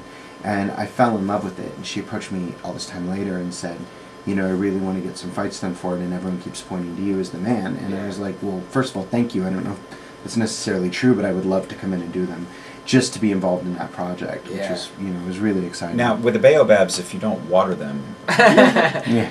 what happens, Breon? No, you want to get rid of the Oh, you- baobabs because they will get so big that they will destroy the planet. Yeah. Oh, okay. Well, that's not necessarily the case with the Baobab Theater. No. Formerly the Stage Door Theater, where we did Cannibal. Cannibal. one of the many renditions of that Free production. beer, right? Free Beer, the improv show that I hosted the Jam there for a year. And Wausau is amazing. She's She such. is And great. that space is going to be amazing. Oh Yeah. man, her I don't know if you guys have been there recently, but she's got her whole Wassaware Yeah. Oh my gosh. clothing store in front. Oh, of I the didn't know theater that. now. That's right. It is so cool. I want It's- everything in there. The vibe in there is just it's so It's a homey. great little space. Yeah, I've got it up on the screen right now. Thanks, Sean. You can actually talk. You don't have Well, I to- didn't want to be like, did you What find is it it? yet, slacker? Yeah, no. You were talking Slack about champ. you were talking about Theater Vine, then we got into the Baobab, and that's what we like to do. The second hour is actually have an open I'm discussion. going to get back to this question, but then we can have a discussion about theater. Yes. Master of the House, which is an all Las Vegas high school and performing arts group. It's basically an opportunity to compete, have a showcase for performing arts scholarships. This is happening April 6th. Maggie Wheeler, who we just had the little bumper coming back into the show, who was Janice on Friends, is going to be celebrity master of ceremonies. If you go to masterofthehouseshowcase.com, you can get a lot more information. Again, this is being sponsored by the Rudy Foundation. Cheryl Rudiger, who, if you know Rudy, the movie, that's where it comes from. Rudy. And so this will be happening. American, we're all familiar. Yes. So this will be happening at Faith Lutheran High School. This will be on April 6th at 7 p.m. Again, all the proceeds go to the Rudy Foundation. There are scholarships and prizes. First place will receive a $2,500 scholarship, and this is no small change when it comes to high school theater arts programs. Second place, $1,500. Third place, $1,000. This is the inaugural year. This is something that Cheryl is very passionate about, and obviously Erik, Sean, and myself, we're all very passionate about education and theater. I've done for years teaching improv to kids because I taught improv at Western High School for 2 years. yeah. So that was cool. I didn't went get to high paid, school. so- Nice. Thank you. Excellent. Really So- Graduated too. So, amongst everything else, please, if you are involved with a high school drama program, or, for instance, Broadway Bound, which is not a high school theater arts program, but does programs for high school aged kids, you can compete as well. If you have any questions, you can get more information at masterofthehouseshowcase.com. gmail.com. Sean, you had a question that Yeah. I rudely interrupted. No, we had because we had to get do a break. business. Yeah. But I do want to say a very funny story. I had Cheryl Rudiger in Assassins, and I've been working with her for about 2.5 weeks. You had Cheryl, or you had Jessica? I'm sorry. I had Jessica Rudiger. Because I don't remember yeah, Cheryl. Thank you. Cheryl was there all the time. Yeah, Cheryl was there all the time. But Jessica, I had Jessica Rudiger in the show. And at one point, I remember she came over and she was asking me a question. And afterwards, I said, "Did you know that you share the last name of a very famous athlete?" She goes, "Yeah, my dad." And that was how I found out that her dad was Rudy. Oh, It was wow. like, do, do, do, do. So, I'm anyway. un-American. I've never seen the whole movie. That is un-American. Get I'll out, take over. mommy. Go watch the show. So, I know it has to do with Notre Dame. yeah, okay.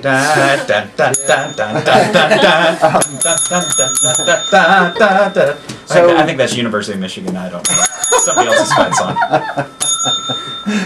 Stop it with the bell. It's killing me. So okay, back to the show, and then we can move on to a general chat because Cool.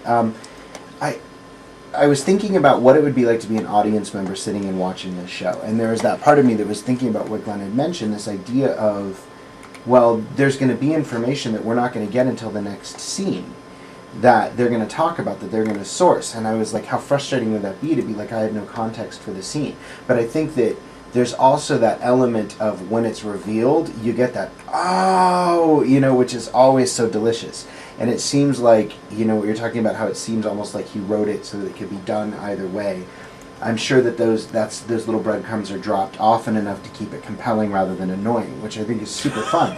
I've had to do some edits, but I mean, Nice. just so it's not like cramming down your throat. But Sure, but to make sure that you're keeping that, And the other thing that I thought was my mind went to as a director and as an actor, and the thing that I think is fun is that one of the hardest things to avoid as an actor, and no matter how hard you try, a little bit of it will always creep in just by the nature of being people, is that if you're doing a tragedy, you know that it ends badly, and you can't foreshadow as an actor, you can't foreshadow as a director, but it's still the overarching theme and energy of the play is still going to be, this is a tragedy. And one of the big things I say is if you do a tragedy, always find the comedy in it and vice versa. But I still have said if you do a tragedy. So you're still acknowledging the fact that this is going to end poorly. And how exciting it's going to be to see this show knowing that it's not going to end poorly. What a different, interesting take on the show to I think that's going to be the thing that's going to change it the greatest at its foundation, is that you no longer have a tragedy.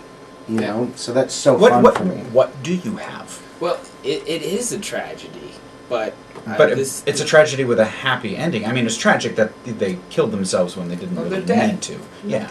Well, that was kind of the whole thing of it, anyways. It's a tragedy. But they died, yes, but it brought their families together. Yeah. We know that right from the beginning. Well, because we don't really know what happened. What the heck were they even fighting about anyway? I don't know. It's Hatfield and the McCoys. Ancient grudge. Yeah. Something about a rapier. I don't know. Flocks and stuff. I think what happens in this production is things got really bad for Romeo and Juliet, and things get better for them again.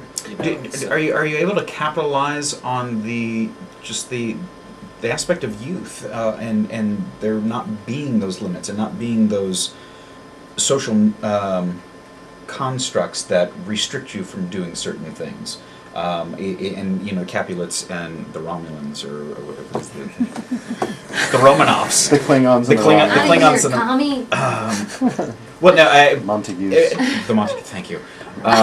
Wait, you were serious? Really? Yeah, every once in a while you have a thought in your head of what you want to say, and the words you need to use aren't there because I know. because the those brain vocabulary goes cells. bankrupt. Okay, Yeah. so the watermelons family and the tomato family. The apples and the oranges.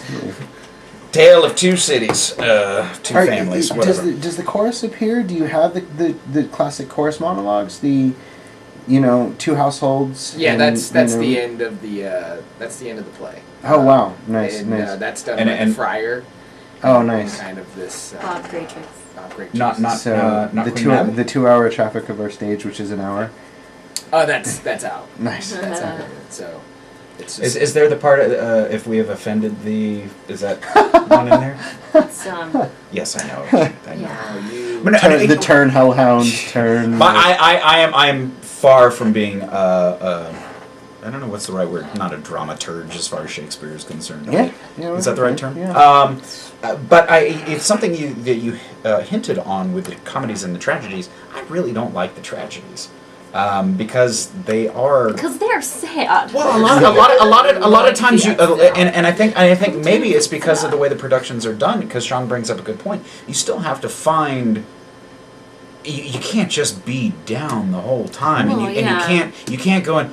I'm gonna kill myself at the end of this. So what's the point? It's already predestined. I think the biggest challenge for this is starting with that energy of just having gone through all of this stuff. Is that that energetic? I mean, is death in and of itself that? Well, it's like the most powerful the first scene is them, the first scene themselves. is real life, and then everything after the first scene kind of molds into this dream-like world. Do you guys know what DMT is? Yeah. So it's for those of you listening that don't, it's a chemical released in your brain when you dream and when you're born and when you die, and it causes you to hallucinate. So that's kind of I've kind of tied. I thought that was science THC. Into, no, that's. Don't go chasing waterfalls. don't go chasing dragons either. Oh, okay. But I forgot what I was talking about. See, it happens. You see what The happens? energy. I think the energy energy of having gone through this whole tragic experience has to be very real to the characters. So you're using your scene. So your actors are using that as a catalyst to propel the story going backward. Yes. Okay. Yeah, and it has to. It's not going to work. I find the concept very fascinating, and I look forward to you guys getting the venue for it because you were going to be doing it up in Pahrump, which when I first heard that, because this was like six months ago that I heard you were going to be, it's like, how are you going to get people to drive up to Pahrump? It's kind of a blessing in disguise, I guess, to do it here. It's more of everything always is. Everything always is. Yeah. And I guarantee that. Knowing you and a lot of your cast members, you'll go do it out in Sunset Park if you have to. Do you guys have tentative dates? Do you have anything like? March. Can you let us know when to be looking for it? I would How do we find out when decisions are made? I would like to shoot for March 9th, 16th, 23rd, and 30th. Those are Saturdays. It was originally going to be a 4 o'clock show, so it still has to be because everybody in the show has conflicts with other shows that they're doing, so it's kind of got to be a special event, daytime show. And what? Or maybe late night. Why are you shaking your head no? Because she has conflicts at all times. At the Cosmopolitan. You got a new job. Okay, so I was really hoping we could kind of. Well, no. I'm just asking. It's definitely on the table, Breon. Well, what I'd like to know is like maybe you could do it at the Cosmo. Obviously, you're dealing with a lot of restrictions and constraints, and this is going to mold and shape and change. Yeah. But I'd love to give the listening audience a way to keep tabs on it, so that when it does drop, they know. Is there a web page? Is there a Facebook event? Is there any the Indiegogo site? The Indiegogo thing is the only thing that we have right now. Again, that's Indiegogo.com backslap slap back backhand. I want my baby back, baby. / Queen Mab's Tale QUEENMABSTALE. You can actually go on there and check out the image for the show, and there is a minute-long teaser trailer for it. Great. As soon as you guys have some kind of tentative dates, if you please let Theater Vine know, but also let us know here so that we can make sure that we announce it on here and make sure that we're letting people know. Yes. So we can support it and get some butts and seats for you, or get some butts at tables with food for you. I really don't like the food thing. Rooftops. Yeah, it might not stick. I definitely want to try it. I think it's it depends on the food if it's going to stick or not. Really. When food comes out, well, if you can get Natasha to do the desserts, directed to their food. Oh, trust me, I know. I live true. that many nights a week. We've done the dinner theater thing, and it's like when you do a dinner show, it has to be a show where people can kind of check out for a second and be like, oh, I'm gonna need some salt, and then still check back in and still be aware of what's going on and not kind of. Well, and being that's lost. that's the nice thing with Romeo and Juliet. It is such a well-known story, to the extent of it's probably one of the most adapted storylines for movies and everything. Everything is a Romeo and Juliet tale. You know, it's there is so much of that story in a lot of other culture, modern culture. So the dinner theater, I think, is a very great idea. That's great that I hate it. I think it's dangerous, and Of course, it's dangerous, I which is wanna- why you should do try it. I'm not afraid to fail. I'm like, Don't you're do doing it. Romeo and Juliet backwards, and you're afraid of a little dinner. Why- You're like, seriously? but the soup. No. Here's How dare Brandon. People Here's with their clinking forks and their blah blah blah. here's Pay my attention to me. I'll play contribution. Juliet. Damn it. My contribution. You do the dinner backwards. Oh, You okay. serve dessert first. So You get the salad I like that, last. And at the end, everyone finds out that there was arsenic in the salad. Because the apothecary brought everyone their plates of salad, not knowing. Arsenic Now and we're old just lettuce. now we're just talking about murdering the audience. Where's the bell? Hit the bell. That was great, though. Thank you. Arsenic and old lettuce, I like it. That is so funny. That was a good play. We should talk about Queen Mab some more because I like the whole. Sean was talking about keeping it funny, even though it's a tragedy. Keep it like being true to the comedy, which Shakespeare was doing anyway. But we have this character, Queen Mab, where she's basically she's running the Who's show. playing Queen Mab? Stacia. Oh, that's right. You said that. I'm sorry. Stacia Zigovich. She could be funny. Yeah. No, she's totally so funny. She's I a know. motherfucker. I know she is. She's hilarious. But She's she's a crack up. we get to play with that idea where Queen Mab's just kind of having fun with these two. Kind of like Since they different don't thing really ever. have the same. what was it? What was the Queen in Midsummer Night's Dream? Mindy Wooden. No. It was Oberon and Titania. Oh. In that sense, like that kind of characterization for Queen Mab. I'm just kind of curious. no, I I mean- did some. I'm assuming that She's not you're really taking it from very- the text, right? Like personality-wise, like how they describe her from the text. Yeah, she's actually.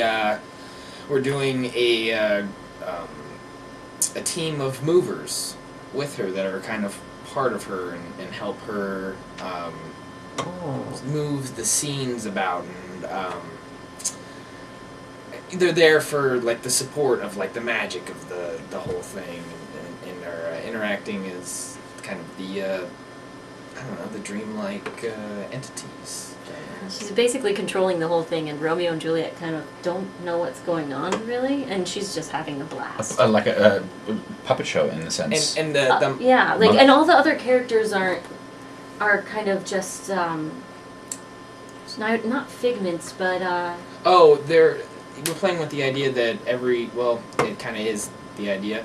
That everybody in the play, except for Romeo and Juliet, are just part of Romeo and Juliet's subconscious. Okay. So they're not. Which really would make those sense if they're already dead. This is Exactly. memories of memories, and it's the idea. I do have a question for you. There's a lot of delicious stuff that happens prior to the party. The Queen Mab speech happens prior to the party. Lamistide with the nurse, which incidentally is a dream role of mine. I don't know if I'll ever get to play it, but I want to play the nurse as like a lumberjack who was injured and then saddled with this kid and is now this father that like gives Romeo the "if you hurt her I'll break your knees" speech. They're really okay. fun. So I'm really invested in the nurse. I'm curious who's playing your nurse, what are you doing with it, and how are you dealing with like that's a great speech, like Lamistide, and do those make their way back in, or does it stop? No, actually they haven't cast Lamistide. Lamistide. All right. the first The nurse. the first moment for these star-crossed lovers is the Queen Mab speech. So that's how we start the last scene, and that's the big reveal of who this lady is that's been messing with Queen Mab, or messing with Romeo and Juliet the whole time. It's like, oh, who's this lady? Oh, that's great. So that thing. I just forced you to spoil your great ending. He gets to. Fortunately, we have like 4 people listening, right? That's right. He gets to. And they are all in the bathroom right now, so. He gets to like point her out, to Romeo and be like, "That's great. You're dead, man." Like. Is the nurse in it? Yeah, it's Deborah Garland. She's actually from Pahrump. So I met her. I sat in on a rehearsal of the community theater out there, and I saw her. And she's this very bubbly, That's great. energetic lady. So hopefully she can stay on the project. We're not doing any prop anymore, so that might be difficult for her. But hopefully she stays, and if not, we'll get a new one. Give me a call. Okay. For those of you that may just be tuning in right now, we're talking with Brandon Jones and Breon Jenay. Brandon Jones is working on his current production of Romeo and Juliet, Queen Mab's Tale, which is an adaptation. Looking for a venue now at this point, but it is an hour-long adaptation that Brandon is doing in reverse. So if you're out there listening and you are interested in helping out on this project, hook a brother up. You can go to the Indiegogo page. Indiegogo.com/Queen Mab's Tale. You can check out the trailer, the photo, and read all about it. And you can certainly find out more by contacting Curtain Call through our Facebook page as Do you well. want to give them your email so they can tell you how crazy you are? Yeah, let's put your private information on public. And if you donate It's an $1,000 email to the address. What are they gonna Indiegogo, do? if you donate $1,000 to the Indiegogo, Breon will have lunch with you wearing the wig from Clockwork Orange. I will. That I'll do sounds it. Good. Yeah, I'm volunteering. We should do that. I will do it. I think people will actually donate. I will totally You know what? have lunch with you. You're buying. And I get to pick where we go. If you can drop $1,000, you can buy Yeah. lunch for Breon and her You wig. can buy me lunch. But don't worry, her wig just requires like sugar cubes. That's it. Yep. That wig is so amazing. Yeah. We Kid devolved into Rogers, talking ladies about the wig. It's the wig of flowers, ladies and gentlemen. Yeah, I do have to ask about the picture. It looks like Scott's about to eat your face. He actually did. This isn't my real face. I've had it surgically reconstructed. It looks good. Yeah. So Fantastic. yeah, it healed up real nice. Yeah, no, you get barely a scar. It's, Yeah. It's sewn onto the back of my skull. It's just all so, hidden in as the soon as you hair. age, they can just tighten the laces, and it's just like it's like a facelift. Yes, exactly. You look like Joan Rivers. Mm. Queen Mab has taken over this show. Yes. Yeah. Woo! And on to the next one. Well, Hey, so with this, what's the name of the website again? Theatervine. Theatervine.com. Theatervine.com. I had a question. I can't remember it. Oh my goodness. is it ER or RE? It's ER. Yeah, theater the art, not the place. Was there something you were going I to say? Or? can't. I'm sure it'll come back. Brain I'm sure it'll come fart. back. Don't worry about Complete it. brain fart. Don't worry about it. I'm sure it'll come Pookie, back. is that your breath? You have He's got poop in his head. So is this project? Who is it with? Are you starting your own company or No, it's just independent. you just doing your thing? I'm just gonna do it. Yeah. Just see what happens. I'm open to people wanting to produce it and do that thing, but Yeah. I'm not really too worried about that. Nice. I mean, I don't know how much of an elephant in the room what I'm about to say is, and so if I offend anyone, I deeply apologize. I don't mean to. But in the wake of Insurgo, it seems like one of the things that's been really good about the fact that I mean, it stayed its course. It lived its course. It put out, some okay work. It put out some gorgeous work, and it put out some art. Which I think that's the best that any theater company can hope for. I wouldn't say that they never put out anything without value. I think that some things were definitely stronger than others. And that's all subjective. But what the point that I'm getting to as I try to backpedal. That on is this No, whole thing I don't. really true. I don't think Yeah. there's. I mean, I think everyone who has worked with Insurgo or worked with Insurgo can pull some good out of it. Yeah, you know, and I think as a whole, that you know, as a general thing, it was a great thing, and that's leading me to the point is that as it is finally, you know, buttoned up and closed down and become what it's going to become, and you know, and it's always going to be this looming presence over Las Vegas that it was once there. You know, I mean, I'll give credit where credit is due. Yes. They were the first ones to crack the Strip. You know what I mean? Like, honestly, they weren't the first ones to crack hotels and casinos, but they were definitely the first one to crack the Strip, you know, which I think is super cool. But what's happened is like there's all these people that have kind of grown up in this you know, this Insurgo bubble, this incubator of art that are now branching out and going and creating their own thing. And it's almost like I feel like, not that Insurgo is a glass ceiling, but that glass ceiling idea is busted, and that now everyone is getting to grow and become their own thing. And that's really exciting for me to watch, which is why I ask. I mean, I have my own frustrations with the fact that right now the theater community is finally going, hey, let's all band together. But everyone wants to start their own theater company that's going to band everyone together. You know, and there's a little bit of me that's like, no, wait, you know. But everyone's finally got this coming together philosophy, and I love the fact that there's all these new flower beds that are springing up of creativity that came from that everyone, I believe that art is taking it past where you found it, and I think that it's super cool that both of you, and Brandon McClenahan, and, you know, Michael Drake, who's finally stepping out from the, you know, I'm the stuffy intellectual guy, and playing these other roles, and, you know, that, you know, that everyone's finally being, you know, playing counter type, and getting cast in different things, and stretching and growing, and I feel like that it's almost like that capsule finally did what it was supposed to do, and it exploded all over Las Vegas, which is beautiful. You know, it is really cool. Unfortunately, it exploded some people, you know, to the East Coast, you know, and are gone now. You know, Dave Surratt, and you know, and John and Daniil, and you know, and Ernie bounced and came back. You know, but I love seeing that that's what it's become, that it was this seed, this thing that incubated and has finally bloomed, and I love that. There's be a lot of stuff that wouldn't be happening if it weren't for Insurgo. I didn't really realize that until it was gone, you know? It's just, it's a really cool thing, and it happened. It pushed the envelope to be able to tell people, who says we can't do this? I mean, there's always that, and I'm trying to think of who was even mentioning it. A friend of mine was saying, I think it was Ken Davenport, actually. He was commenting on how he's surrounded by people in New York who keep saying, why? Why do you want to do that? And he's going about thinking, I need to be around people that say, why not? Yeah. And that's what the Insurgo was, is you come to, I want to do this show where, okay, great, let's do it. Everyone, it's all about poop. And then Dean would be right there like, yeah, but what we're going to do is like, we're going to put it like, you know, and it'll be like, and then we're going to like, with some, you know.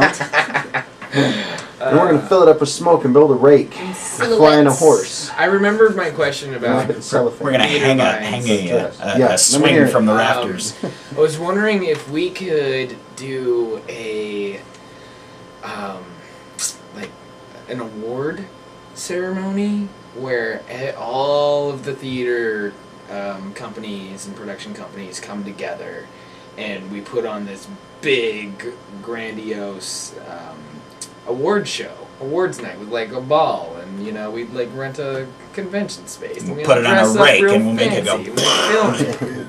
You know, we just like, I don't know, I think it would be a fun like project. That's an for all of invitation us to debauchery is what I think it is. Yeah. Exactly. And backstabbing. That's part of my evil plot. We could totally like we could totally give him a heyday, and we could have Anthony Dovelli do his Tony Awards, his Las Vegas Tony Awards. I think he would get a kick out of that, I because think so too. I mean, everyone, you know, we get the wink with his awards, and you know, they're nice acknowledgement. Here's the I thing, say you know, screw like, Hollywood. Let's do our own thing. No, I hear you. Yeah, absolutely. Yeah. Absolutely. You know, here's the thing is that I think is so funny is that, like, you know, I you guys all know that I speak very fondly of Tony, even though Tony is usually not incredibly fond of my work as a director or an actor, you know.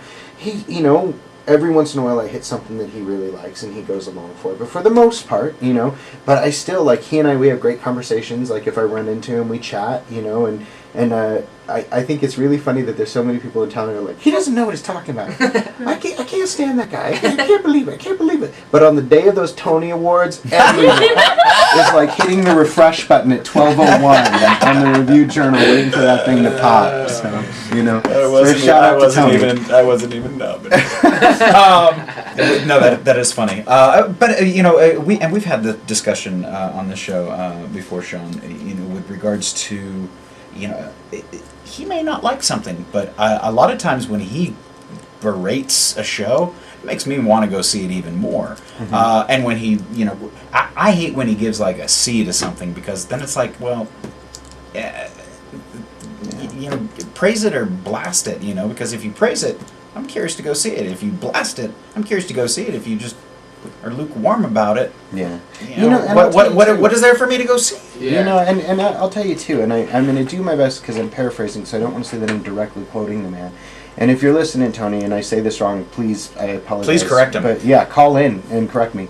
But that's theatervine.com. Yeah, and what's the number, just in case he is listening? 221-7283. I'm live on Facebook right now, so you can always chat me there too. He had actually said at one point that one of the things that he really regrets and he wishes, and you know, most people don't get to see the side of the man, is that he wishes that he could come to see shows that we had 3-month-long runs, where he could give the show 4 weeks to settle into its stride and then come see it and let everyone work out, you know.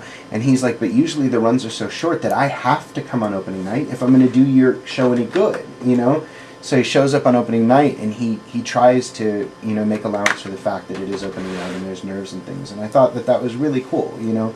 Like I've become a big proponent of the man since that article where he said that he's going to step into the trenches, because I think that's a bold move. I think that he was the playing field on both sides for him to see what we go through. He was directing the last 5. He was directing the last 5 years, and without going into the details, it's on hold right now. For how long, we're not sure. But things were going well, and. But I thought that was a huge, bold move on his part. You were going to say? I've seen a lot of theater critics turned actors or directors or theater participants, if you will. Mr. McKee? Yes. And Dave Surratt, yes. Yeah. Which I would like to say that I was instrumental in his conversion. The first thing that he did in Las Vegas was King's Corridor, which I told him to do. he was brilliant in that, so too. he was amazing. Yes. I made him do that. I made him read that role. And it was so funny because I watched him looking at Ernie and looking at the script and looking at Ernie Kersey and looking at the script, and I looked at him and I said, I wrote this in your voice. Don't do Ernie Kersey, do Dave Surratt, and he was brilliant in it. So anyway, yes, many theater critics turned theater participants. I want to be the first actor turned theater critic. You know what? I invite you to review shows on theatervine.com. I invite you to blog. We are looking for people that we want to write that, you know, and I want comps to all shows. I invite you back. I invite you back here anytime to give critiques. I love seeing shows and I love talking about them. Yeah, that's great. You know, we tried to do that here for a while. And we don't do a whole lot of that. LV Taps, they do, and they go see a lot of shows, and I respect that. We tried doing that, but that's their thing, and we didn't want to necessarily review shows. We'll talk about them as they come up, but we really want to kind of. Like the actor's studio. We want to get inside the actors' heads. We want to get inside the productions, you know, and find out what everyone's thinking, and really embrace the arts for more than just was it good, was it bad, and not that's what our the boys and Carolyn. No, I agree, and I think that they're completely different formats. And one of the things that I love about what we do is the fact that when we went to commercial at one point, Brandon made a point of saying that, you know, this is super relaxed, this is super comfortable, and you know, and I think that's great that you should be super relaxed. You know, it should be just a conversation. Yeah. And speaking of that nice segue, we're going to take one more quick break just so that we can get things closed up here. You're listening to Curtain Call with Erik Ball. We less than 3U. Yes, we do. Less than 3U.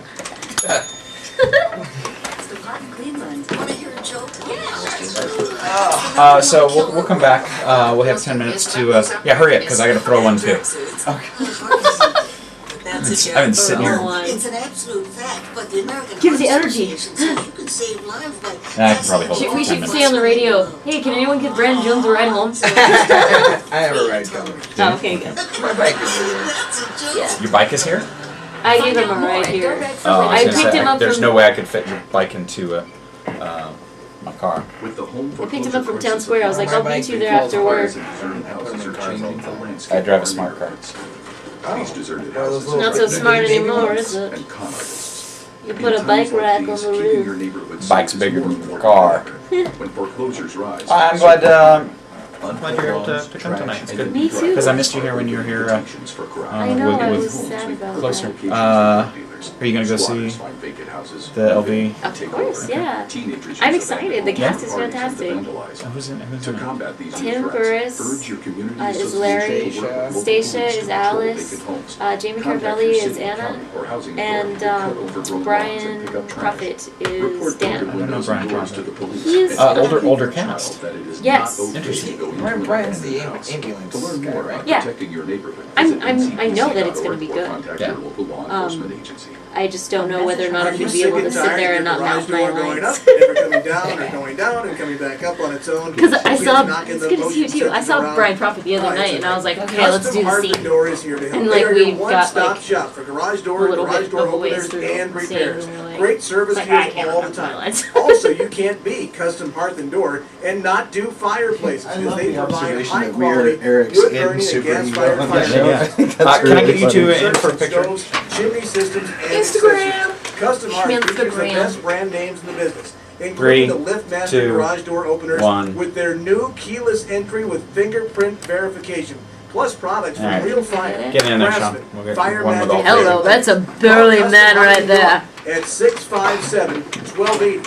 That's 657-1280. Or visit them online at custom-hearth.com. That's custom-hearth.com. Big Dogs has just 3, one question 2, for you. 1. Why in the world would you eat, drink, and play One more. anywhere else? That's Big Dogs fine. is the neighborhood brew pub Alright, and casino, back in famous for their 45. baby back ribs and spicy Nonsense. Big Dog salad.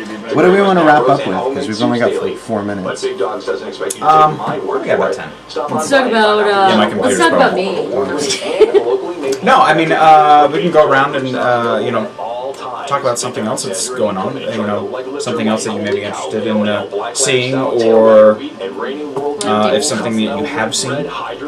Big Dogs has it all and is open 24 hours a day for dining, drinking, gambling, Or shameless plug, even though Joyous. the last 2 hours has been a shameless plug for me. I saw Joy Yeah, Joy the Sting. Did you guys see that? I saw that. I saw. Let's talk about that. Shakespeare. That's why I was laughing when you said Michael Drake's breaking out of this stuffy intellectual roles, because there was like him just like there's a scene where like him and Christina are like hooking up and like This is Matthew Scott, and you're listening to like he pops out of the. You didn't see it? All right, well, we're finishing up the last few minutes here of Curtain Call. We've been talking with Brandon Jones, who is directing Romeo and Juliet, an adaptation being told from the perspective of Queen Mab, and in reverse, although the dialogue will be going forward, and in his Juliet, Breon, Jenay, our lovely friend, who may become our critic, in-house critic. I have to say that there's this really neat thing that's happening for me, that the microphone is really close to Brandon's nose, and I can hear him breathing. Yeah, as can our entire listening audience. I'm sorry. No, That's I liked free- it. that's Don't free, worry, folks. it's not a You bad get that. thing. You get that for free. You get to listen That's to right. Brandon Jones breathe. If you Lucky contribute people. $100, he'll send you a recording of him breathing. He'll do that for free. So you know what? Actually, You donate $100, and you can give him a ride home. So since we're talking about improving in Shakespeare, and since we're talking about altering, pentameter and iambics, and since we're talking about Were we talking rewriting about I don't and think shifting anyone said things and blah, blah, pentameter blah. or iambic this whole time. Improvic pentameter? Yeah. But, we did talk about improving Shakespeare. A We little did bit, talk yeah. about the fact that he had to do some cuts, so he definitely was dealing with iambics and pentameter. Bringing me to the fact that Joy the Sting was written in Verse, iambics. What did you guys think of it? It wasn't pentameter. That's No. out of his own mouth. He said it was iambics, but not pentameter. Yeah. What did you guys think of it? Did you guys see it? I did see it. I saw it. We saw it last night. Yeah. Last night. Brand was there too. I was. So right before closing. So because I think they have their closing performance today, or was last Yeah. night? Yes, it was today today it too. closed. The language was phenomenal. I really enjoyed listening to the language. I don't know if I'm sold on the plot and the characters, but I'm really proud of Mick and what he was able to accomplish. It's just Yeah, it was it definitely blew my really, mind. really witty. Yeah. Yeah. And Michael Drake is amazing in it. And Yeah, this is the second time we're bringing him up. We're talking about him stepping out of his regular type. yeah, And, he I definitely hear- stepped out of his clothes too. Yeah. It was Hello.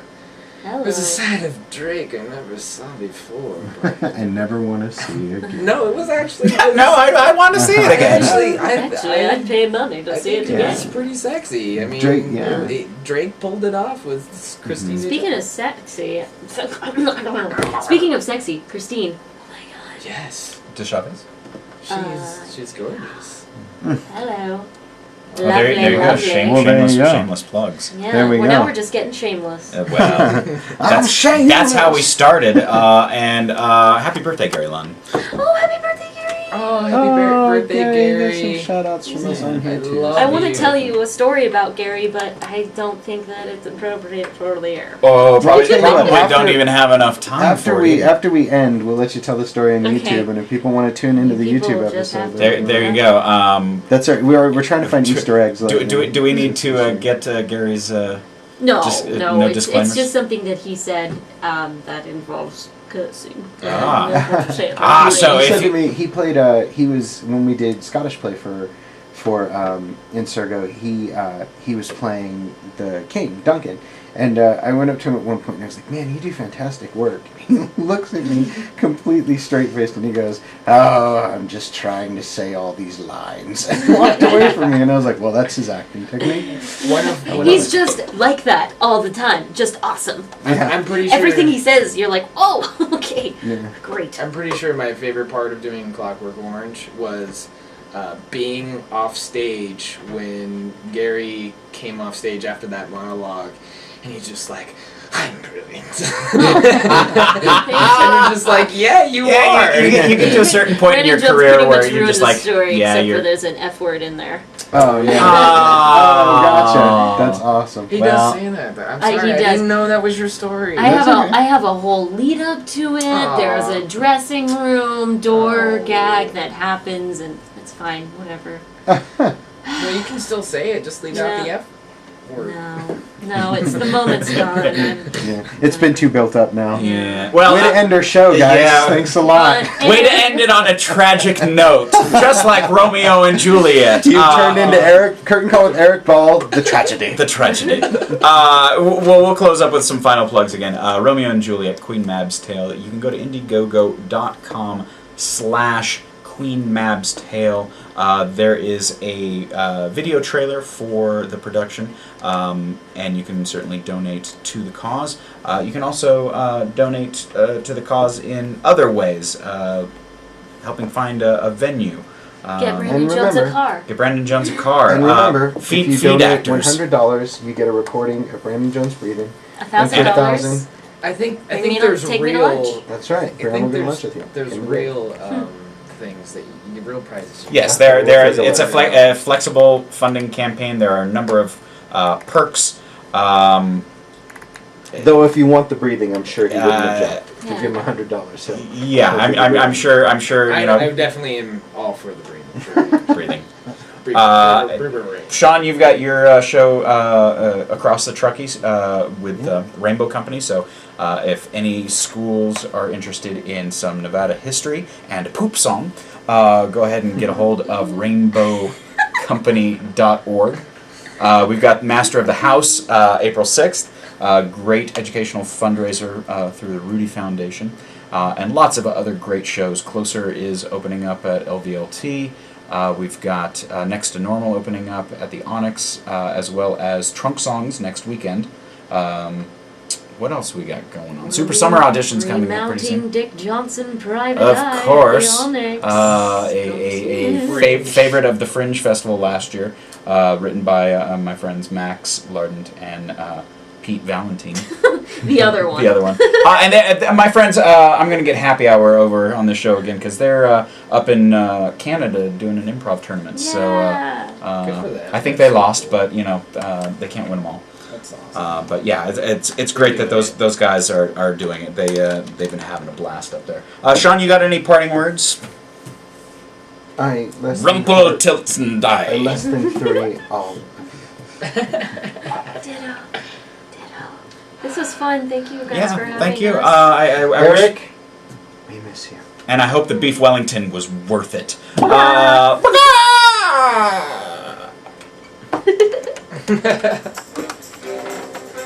Yay! No, but seriously, we're backstage. Gary gets done doing his monologue.